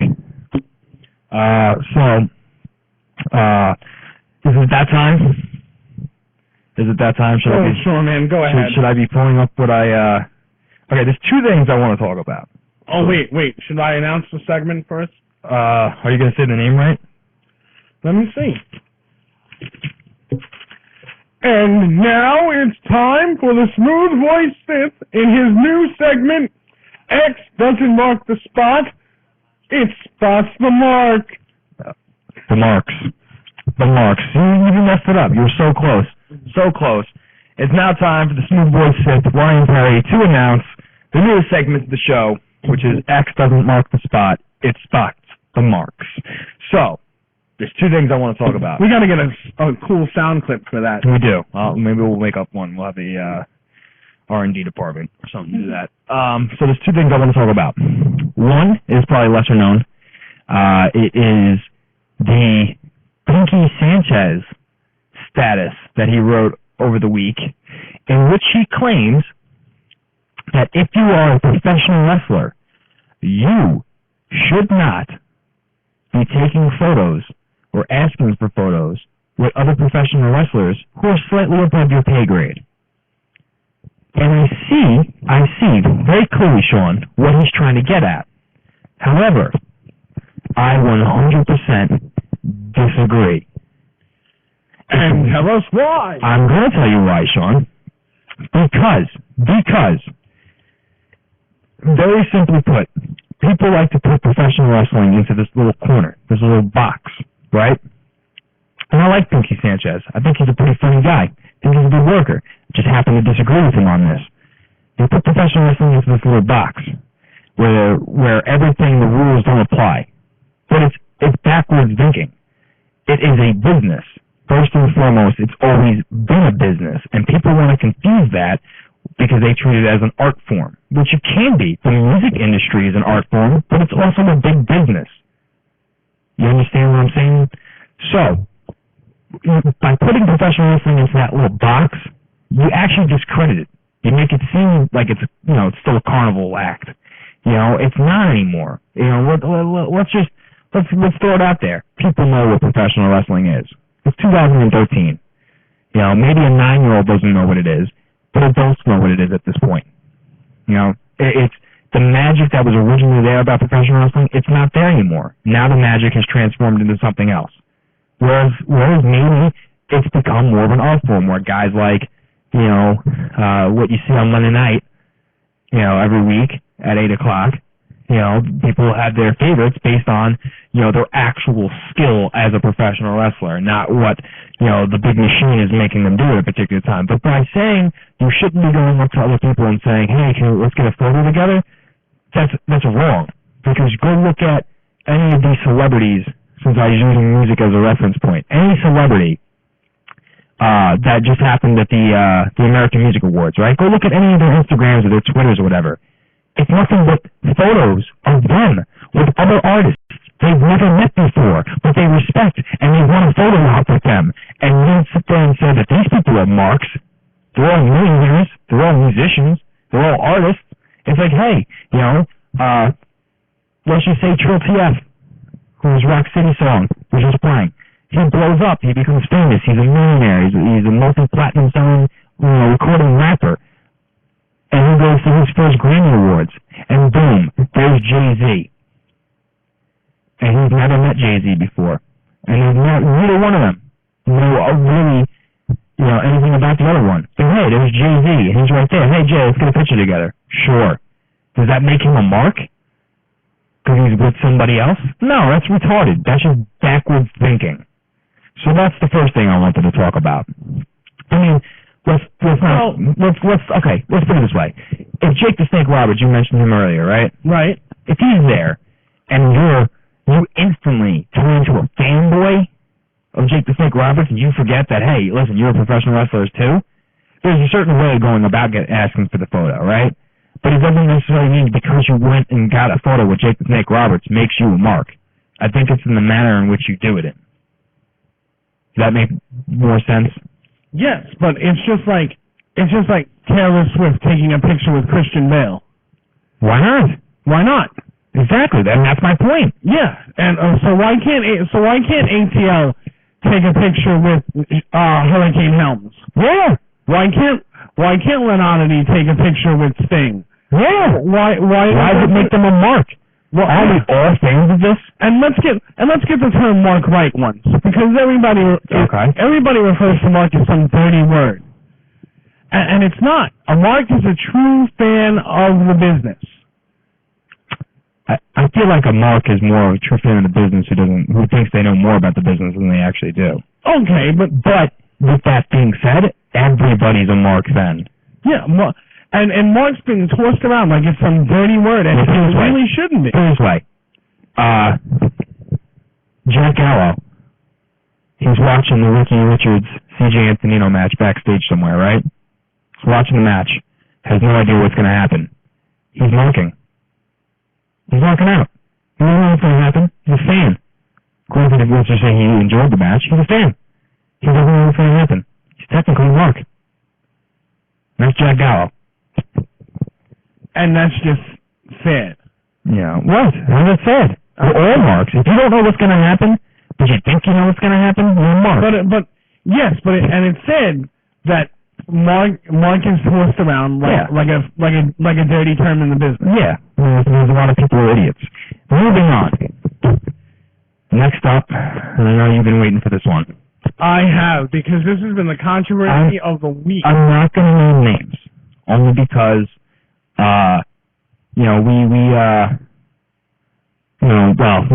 and this person have not settled it directly. However, it was somewhat settled. And I had the screenshots, because I had a feeling they would delete their comments. But basically, there was a nomination for a Tag Team of the Year put down, the first nomination on the thread, which took place 2 hours after the threads went up, that nominated the Graveyard Disciples. And let's just put it this way.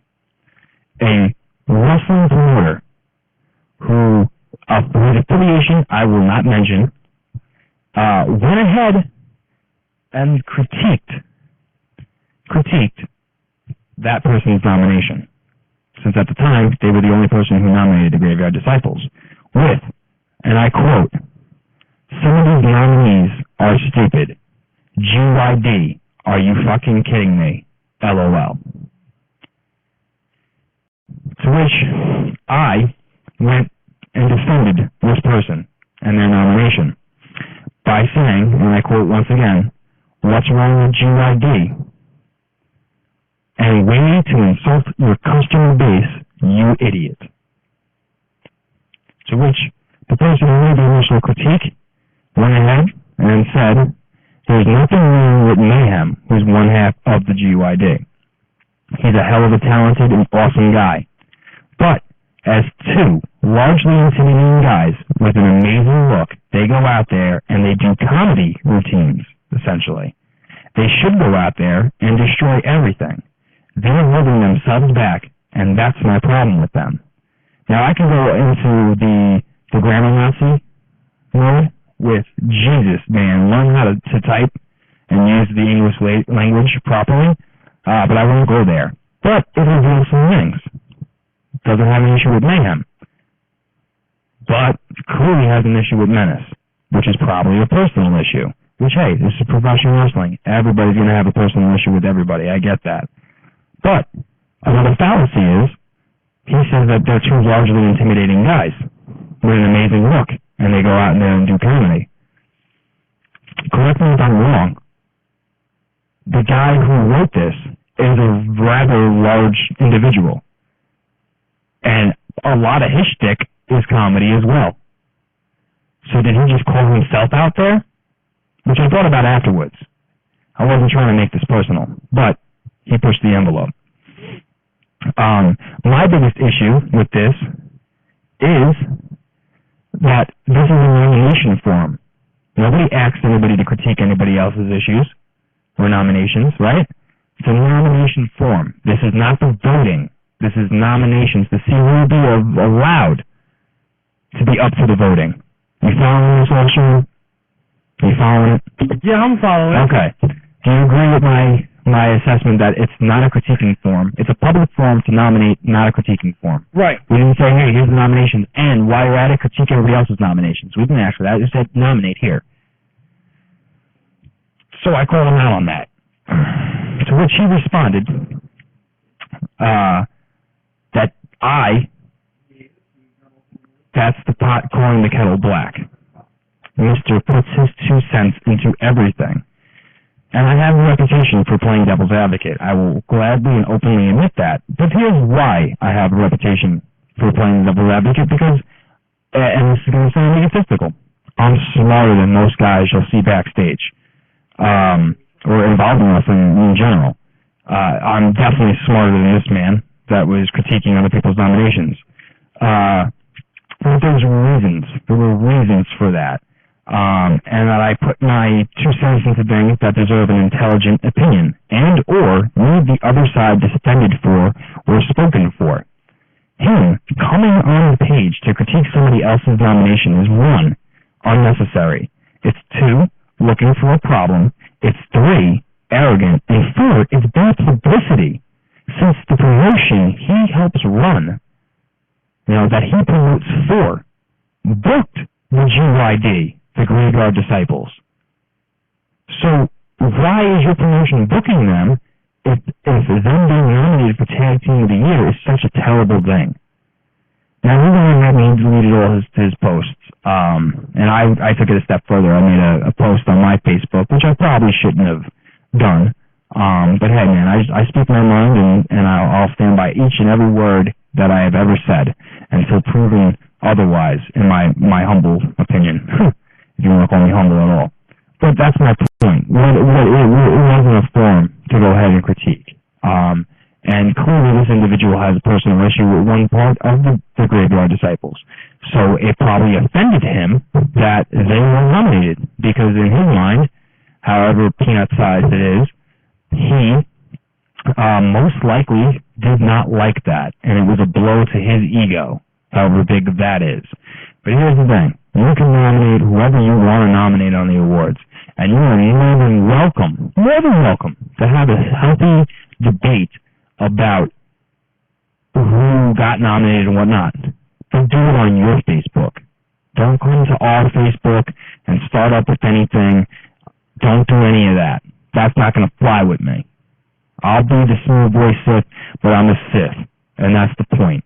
I deal in absolutes, my friend, and it was absolutely uncalled for that you came to our page and shook your stick at the Hornet's Nest. Here's what's going to happen. You're going to shake your stick at the Hornet's Nest?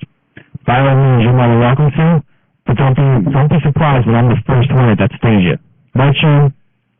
You got it absolutely right. And with that, I am officially done with the first ever edition of the Smooth Voice Sith, Ryan Perry presents X doesn't mark the spot, it spots the marks. And there you go. And while you were pleading your case to our great fans, I took some initiative. And instead of the S-Markies being up for you to look at after the show, they're actually up on the Facebook page right now. Excellent. I can't wait to see the feedback on that one. That's going to be a very interesting thing.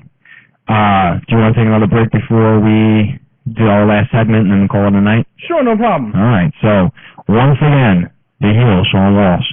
Take us out, buddy. Access unknown. Sargon the insegmentable from the mighty conceptual elements. About to fuck shit up. We are the black sheep. Yeah, this was called Black Sheep, motherfucker.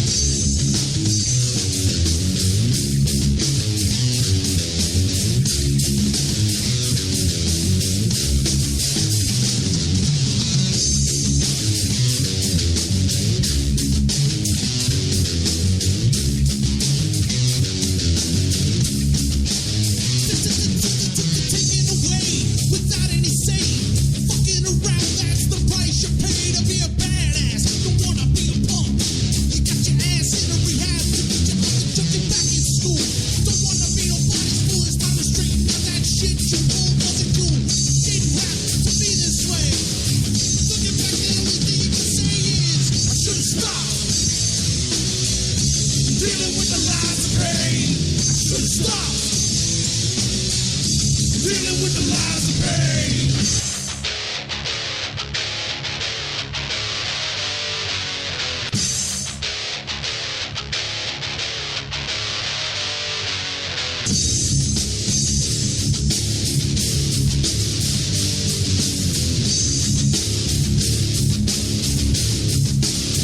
Lies and pain, rising flames. You wonder what the black sheep never smile again. Find games, lies and pain. Went from the black sheep to his highness awaiting. I used to wallow, I used to be sad, so shallow. When I get down to the gallows, something to make a cover their face and hug the pillow and take a kill dose of some pill slow. They wanted me to stop, and I shoulda, but I couldn't front on the front that I put up. My family wouldn't know what a branch from me was. I think I'm cursed with some sense of me. I know that the choice is mine. I hear you screaming in the back of my mind. I've made mistakes, I've lived and learned. Respect me, I think my time is served. I should have stopped dealing with the lies of pain. I should have stopped dealing with the lies of pain.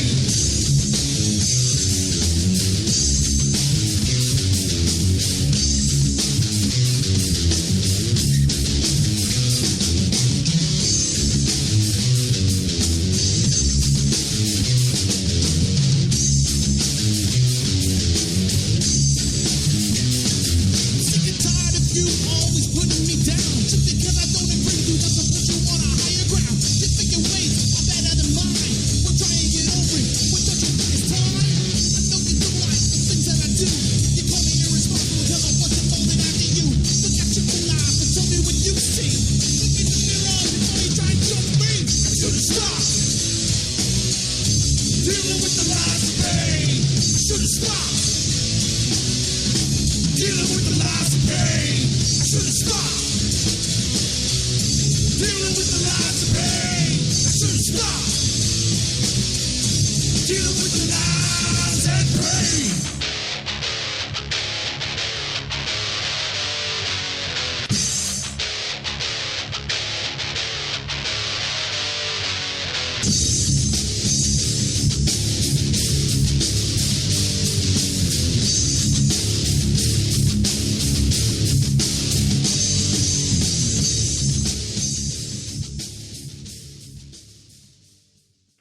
And welcome back.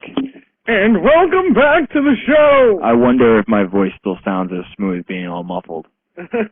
I don't know, but again, we apologize for the sound quality of this particular episode. Trying our best here. We'll have it fixed by next Wednesday. We'll have it fixed by next Wednesday, which once again is the last day in which you can nominate people for the S-Markie Awards. The S-Markies. I love it. And the awards are actually up. I did post them on Facebook. So. Some fine job our R&D people Oh, have done. absolutely. 100%. Customer Steel loves it. Does he? Oh, yeah, he already wrote a comment the second it was up there. I think they're cool. Now, winners of this year's awards will get the virtual award along with a nice swag paper certificate saying, hey, you won an award. You used the word swag. I did. Good job. Help me. You're going to hell now. I am. In a handbasket. All right, so Pinhead's going to bring me there. you want to know, though, the first major wrestling event that takes place after the S-Markies are announced? Stronghold Pro Wrestling. Oh, yeah. Oh, yeah. Over the limits. January 18th. Live in Deer Park, New York at the NYWC. Park, New York. At the NYWC Sportatorium, my friend. At the Sportatorium. Which has got a hell of a card. And we're going to run through the card real quick. Some real brief, thoughts on it. And then we'll be calling it a night because we know everybody's got to go get drunk on Thanksgiving Eve. That's right. So, as far as the card is concerned, we have a 15-man over-the-top rope battle royal. All 15 men will first be challenged to try to get the 350-plus pound Cronus over the top rope before it breaks down into a regular 15-man. Good luck. I want to personally count how many people it takes to push him over the ring. I could do it. I'd lift him up with my little pinky. I could rock bottom a house if I wanted to. Wow, you got some tall hopes. I'm just saying. Moving right along, though. Your favorite boy diva, Rick Cataldo. He's not my favorite. He's your favorite. We Shut up. Shut up. You were defending him. So I was. I'm just saying. You were. He's taking on Nikki Adams, who is my favorite. So hush. For female wrestler of the year. My favorite female wrestler on Long Island, period.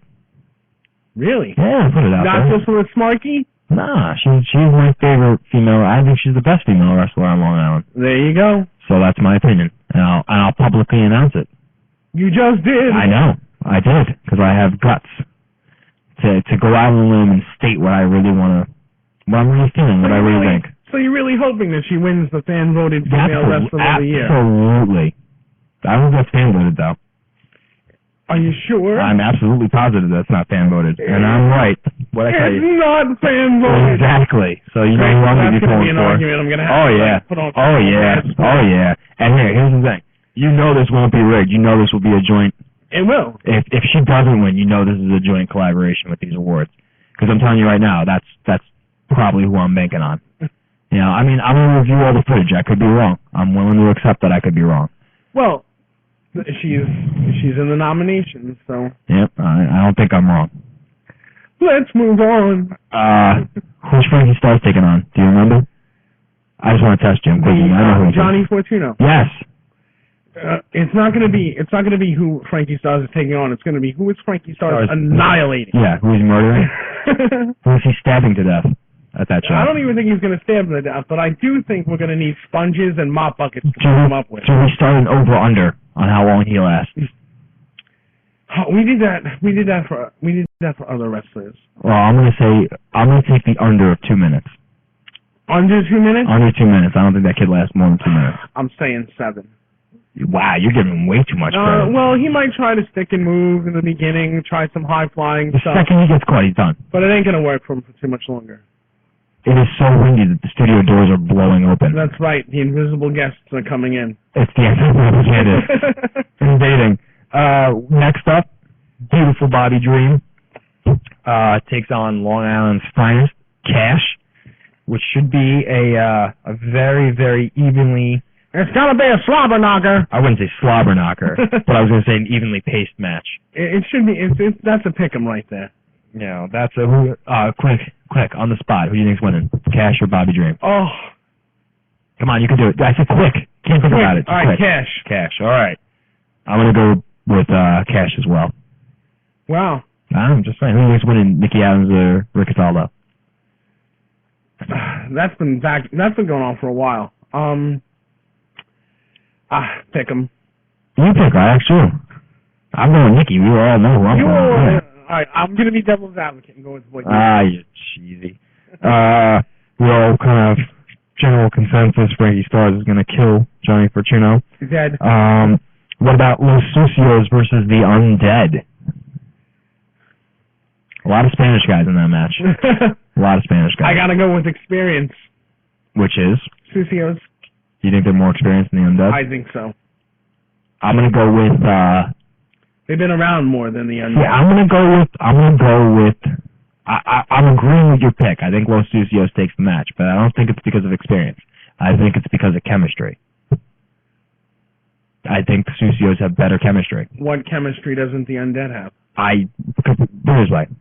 There's gonna be a hiccup in anybody's strategy when you're a tag team that features two guys with completely different styles. Right. Whereas the Sucios have completely identical styles. That's true. So I'm going to go with chemistry on this. Yeah. They don't have to know what the other one's thinking. They know what the other one does. That's a good, right? It's a little sidestep and then attack you with some strong logic behind there. Yes.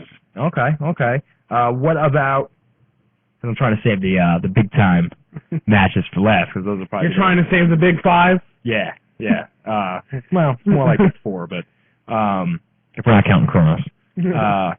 But Evan Reigns and your favorite resident superhero, ATL, take on SJR and the Chris Envy. The Chris Envy. The Chris Envy. Just Chris Envy. The Chris Envy. Let's not let him inflate his ego anymore. Who do you think's got a better chance of working better as a team? ATL and Reigns or SJR and Envy? SJR is a ground guy. Envy's like kind of in your face. ATL's a superhero. I think ATL and Evan Reigns would mesh well together. Okay. Is that your pick to win? Yeah. Okay, I'm going to go definitely the opposite direction here. I'm going to say the Chris Envy is going to pick up the win for his team. Chris Envy. I'm saying right now, the Chris Envy is going to pick up the win for his team, and not only pick up the win, he's going to pin the man who's never been pinned on Long Island before, ATL. Really? That's what I'm saying here. If anybody can top a superhero, it's the Chris Envy. It's just Chris Envy. It's the Chris Envy. Move on. Let me ask you this, and this will be the next point to our next match we talk about. Is it just Jack Gallo, or is it the protector of professional wrestling, Jack Gallo? You know the answer to that question before you even ask. So why won't you give Chris Envy the benefit of the doubt when he wants to put the Chris Envy? I can't see anybody with the in front of their name. That's kind of like... What if it's his actual first name and his middle name is Chris? Yeah, right. What if it's... Hey, man, Kanye West and Kim Kardashian have a child named Northwest. Seriously. Anything is possible these days. Well, I know for a fact that it didn't become the Chris Envy until after his episode of Wife Swap. So maybe he legally changed his name. To the... Well, why not? Sure. Okay. Moving right along, though. The protector of professional wrestling, Jack Gallo. That's right. Takes on, for the first time ever, the Carnal Freak, Robbie Rebel. Robbie Rebel. Yes. Yes. I told you my opinions last week. I told you and I even said to Gallo what I think Rebel has to do to beat him. And I asked Gallo what his strategy was. And Gallo just said, I'm going to break everybody's face. It doesn't matter who you put in front of me, essentially. Do we sit here and do we say that Rebel's got a chance? Rebel has more of a chance of winning the match than the high-flying Italian. I know that, but right. Well, then there's that. I give Rebel like a 10% chance to win. So we're saying that the odds are probably like 9-1 in Gallo's favor, right? Whereas the odds of Fortuno winning is 100-1. Or Fortuno losing is 100-1. No, winning would be 100-1. All right, you win. Because that's a higher. If Fortuno winning would be like 1 of 2. Yeah. It's like 0-1. Yeah. So you want the lower the number, the better. Right. Okay. So are we putting the odds at Gallo and Rebel at 9-1? Rebel loses. Gallo's gonna win. Okay. I'm gonna say Rebel's gonna win. Why do you say Robbie Rebel? Because I like to root for the underdog. And I don't think Rebel's as big as an underdog as everybody's making him out to be. In this instance? I don't think he is. This guy's been around. He knows what he's doing. He does, and he does. His wrestling guy's just as strong as Gallo, just as good as Gallo. I mean, don't get me wrong, he wins. This is the biggest win he's probably ever had in his career. But it doesn't say that he doesn't have the experience. I don't think it's coming at Gallo's expense. I think it might be. I think Gallo's a little too hopped up. No, I don't think so. I think he is. I think if Gallo can keep his head in the match... I think he's a very emotional performer. And sometimes that's his strength. A lot of times that's his strength. The fact that he's got so much adrenaline pumping, he really clotheslines your head off. But if he can't hit that clothesline, it's a lot of expended energy. Just saying. I'm going with Rebel. Oh, no. All right, moving on.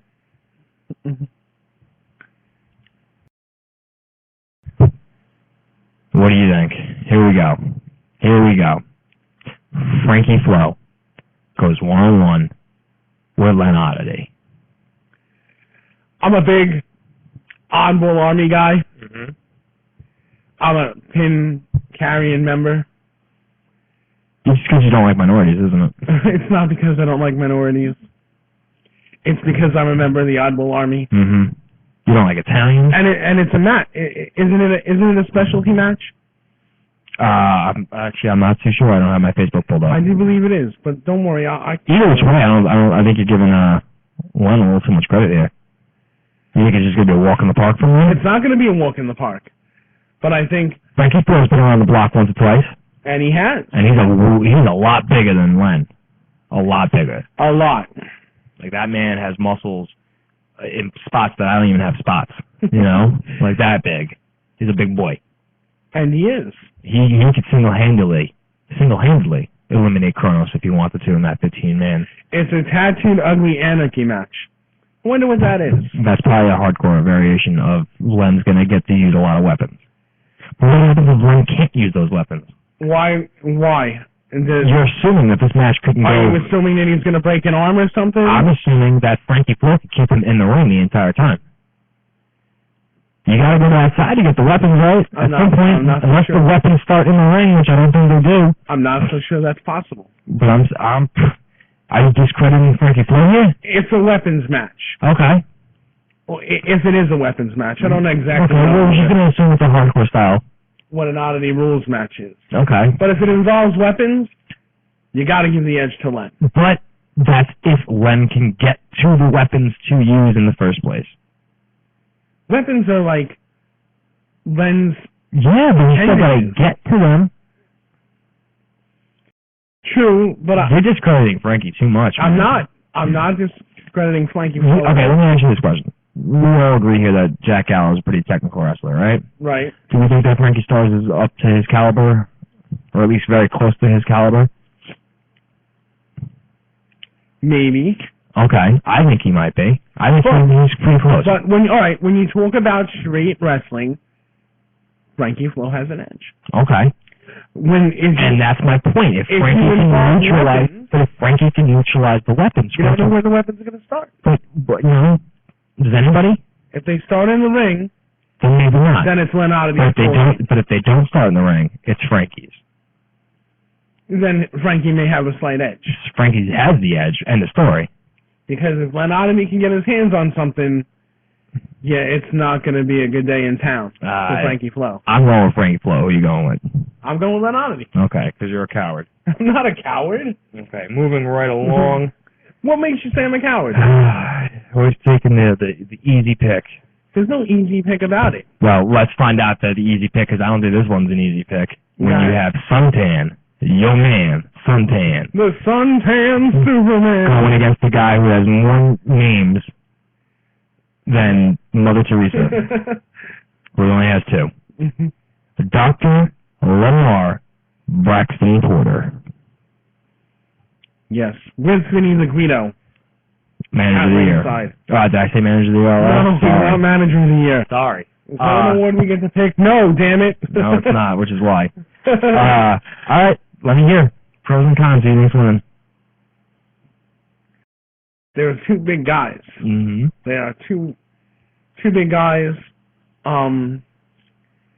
Who's got an edge in experience?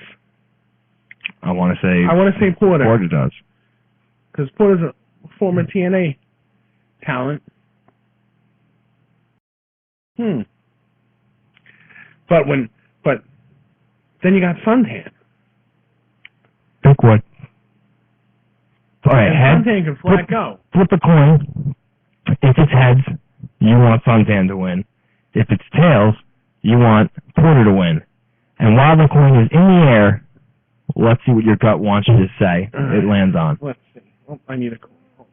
Oh my God, this guy has nothing today. Hey. He's just mad. I carry cards, okay? Listen. You're just mad because I got my the first segment is my own segment, and I know you want a segment. You gotta come up with a segment. Time, exactly. You gotta come up with one. Don't be mad at me because I have a fancy dancy segment. All right. So before I toss the Head, coin, it's Suntan. Tails, it's Porter. While it's in the air, you'll know who you want to win. okay. Ready? I'm gonna have to go with. No, you can't. While it's in the air, you'll know which side of the coin you want it to land on, which then tells you who you want to win. So I get to call it in my head? Yeah. What'd you want? What'd you want it to land on? Heads. So you want Suntan to win. Who established that Suntan was heads? I said it 4 times. No, you didn't. So you want Porter to win. I think Porter's got an edge. You just ruined the whole purpose of the coin flip. You suck. So who are you going with, Porter? Yeah. All right, I'm going with Suntan. You're going with Suntan. Absolutely. Anytime you have an angry black man, And what does that make Porter? I don't know. He's not as angry as Suntan. I'll give him that much. And Suntan wants his money. From Vinny. Yeah, he does. Vinny's putting himself at risk. Money's a determining factor, I guess. You know, I wonder how the Italian people feel, like guys like Papa Ganoush feel, if he's really Italian, about Vinny calling himself openly a Guido. Can you call Vinny a Guido? Why couldn't you? He calls himself a Guido. Well, don't Guidos have, like, hair that's, like, style? Yeah. Nice? Yeah. Isn't that like the first distinguishing mark of a Guido? Yeah. Nice cars. Nice suits. Yeah. They're attractive. Vinny's bald. Yeah. Something to think about. Yeah, absolutely. And then finally, what I think is going to be the main event of the evening, it should be the main event of the evening. I think it is the main event of the evening. Big Jim Sullivan takes on TNA star, the Pope, D'Angelo De Niro. Your thoughts? Jim Sullivan. Oh. Jim Sullivan. Oh, you're crazy. What did I tell you about Angry Black Men? It doesn't matter. What did I tell you about Angry Black Men? You put Jim Sullivan in the ring against the former TNA star, Big Jim's going to beat him down. What did I tell you about Angry Black Men? It doesn't matter. The Pope is going to throw up Jim Sullivan's head right off. I don't think so. Oh, you're crazy. I don't think You're so. the craziest white boy I ever met. I don't think so. Oh, man. I think the Pope's going to have. I think the Pope's going to have enough rough night and a worse morning. No. Well, clearly we all know who I think is going to win. Yeah, I guess so. At this point. Did me and you agree on anything other than Frankie Stars and Los Sucios? I don't know. I don't think we did. I think we disagree a lot. If Tommy was here, I'd want to know what his picks were. Then again, I wouldn't want to know what his picks were. Because if he's making picks and he's promoting this, yeah. Yeah, we'll put 2 and 2 together there. Alright, well, that's pretty much it then, right? Strong World Pro Wrestling, Over Limits, January 18th. The first major wrestling show on Long Island of the new year of 2014. You have the free, absolutely 100% free show. The free Mugs and Cocoa show. Yes, for SWA. Remember, the nominees have to be in by next Wednesday for the S-Markies. S-Markies! You love that name. I do. Who came up with that? Whoever did is a brilliant man. He's a very brilliant man. But that's about it, Sean. Anything else you want to add last minute? Did we go over what matches were announced for Mugs and Cocoa? Yeah, very briefly. Over that, we did some awards. You did your new segment. I want to know what people think about your new segment. I'm curious. Put it up there and let's get a poll going. We'll see what's up. Let's do it. You know, and next week, we promise we will have the audio fixed. This is a temporary solution to make sure we have a show tonight. So that'll be fixed. And remember, by next week, you got to have your nominations in.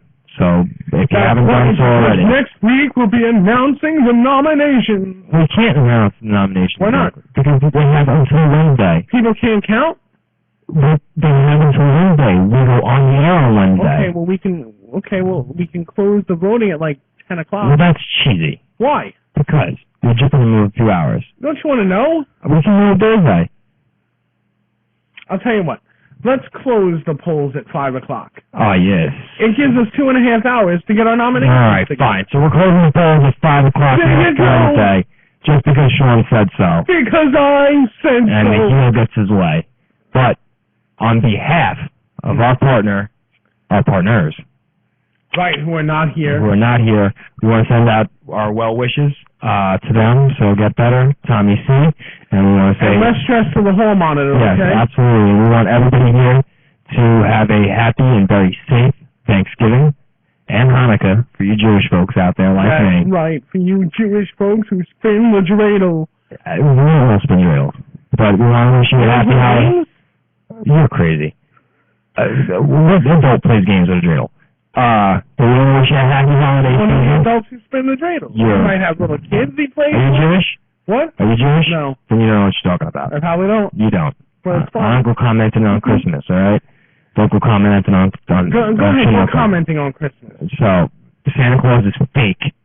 He's not real. Who said that? I can prove it to you. How? How's he know who's Jewish and who's not? He's got on the list. Yeah? And he checked it twice. What if I converted the morning of Christmas?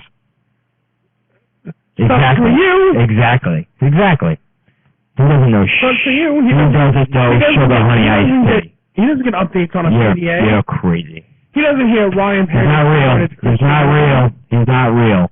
Anyways. And what about Hanukkah Harry? He's not real either. Says who? Says me, who's Jewish. Really? Yes. An egg candle thing all fake? That's real. How do you know? That really happened. Were you there? There's documents of it. When? It's a whole Do you document. actually see video of the... No, but there's a documented... Wait, so because the book tells you it's real... No. The Bible doesn't mention anything about this. Okay. This is an actual documented event. Where is it documented? In the Torah. In the place where it's documented? In the Torah, which has all Jewish historical events. It happened. Really? Did it? Yes. How can you tell? You know what? How can you tell that we were actually breathing air? You don't know it's air? It might be. You don't know? Could be. I just farted. You're breathing on it now. So once again, everybody have a happy holiday season. I'm the Smooth Voice Sith, Ryan Perry. I'm the heel, Sean Walsh. Everybody go get drunk. But don't drive. Right, don't drive. And Tommy, see you get better, and Paul Monitor, less stress. And Paul Monitor, you know what you're in store for next week, girl. We're out.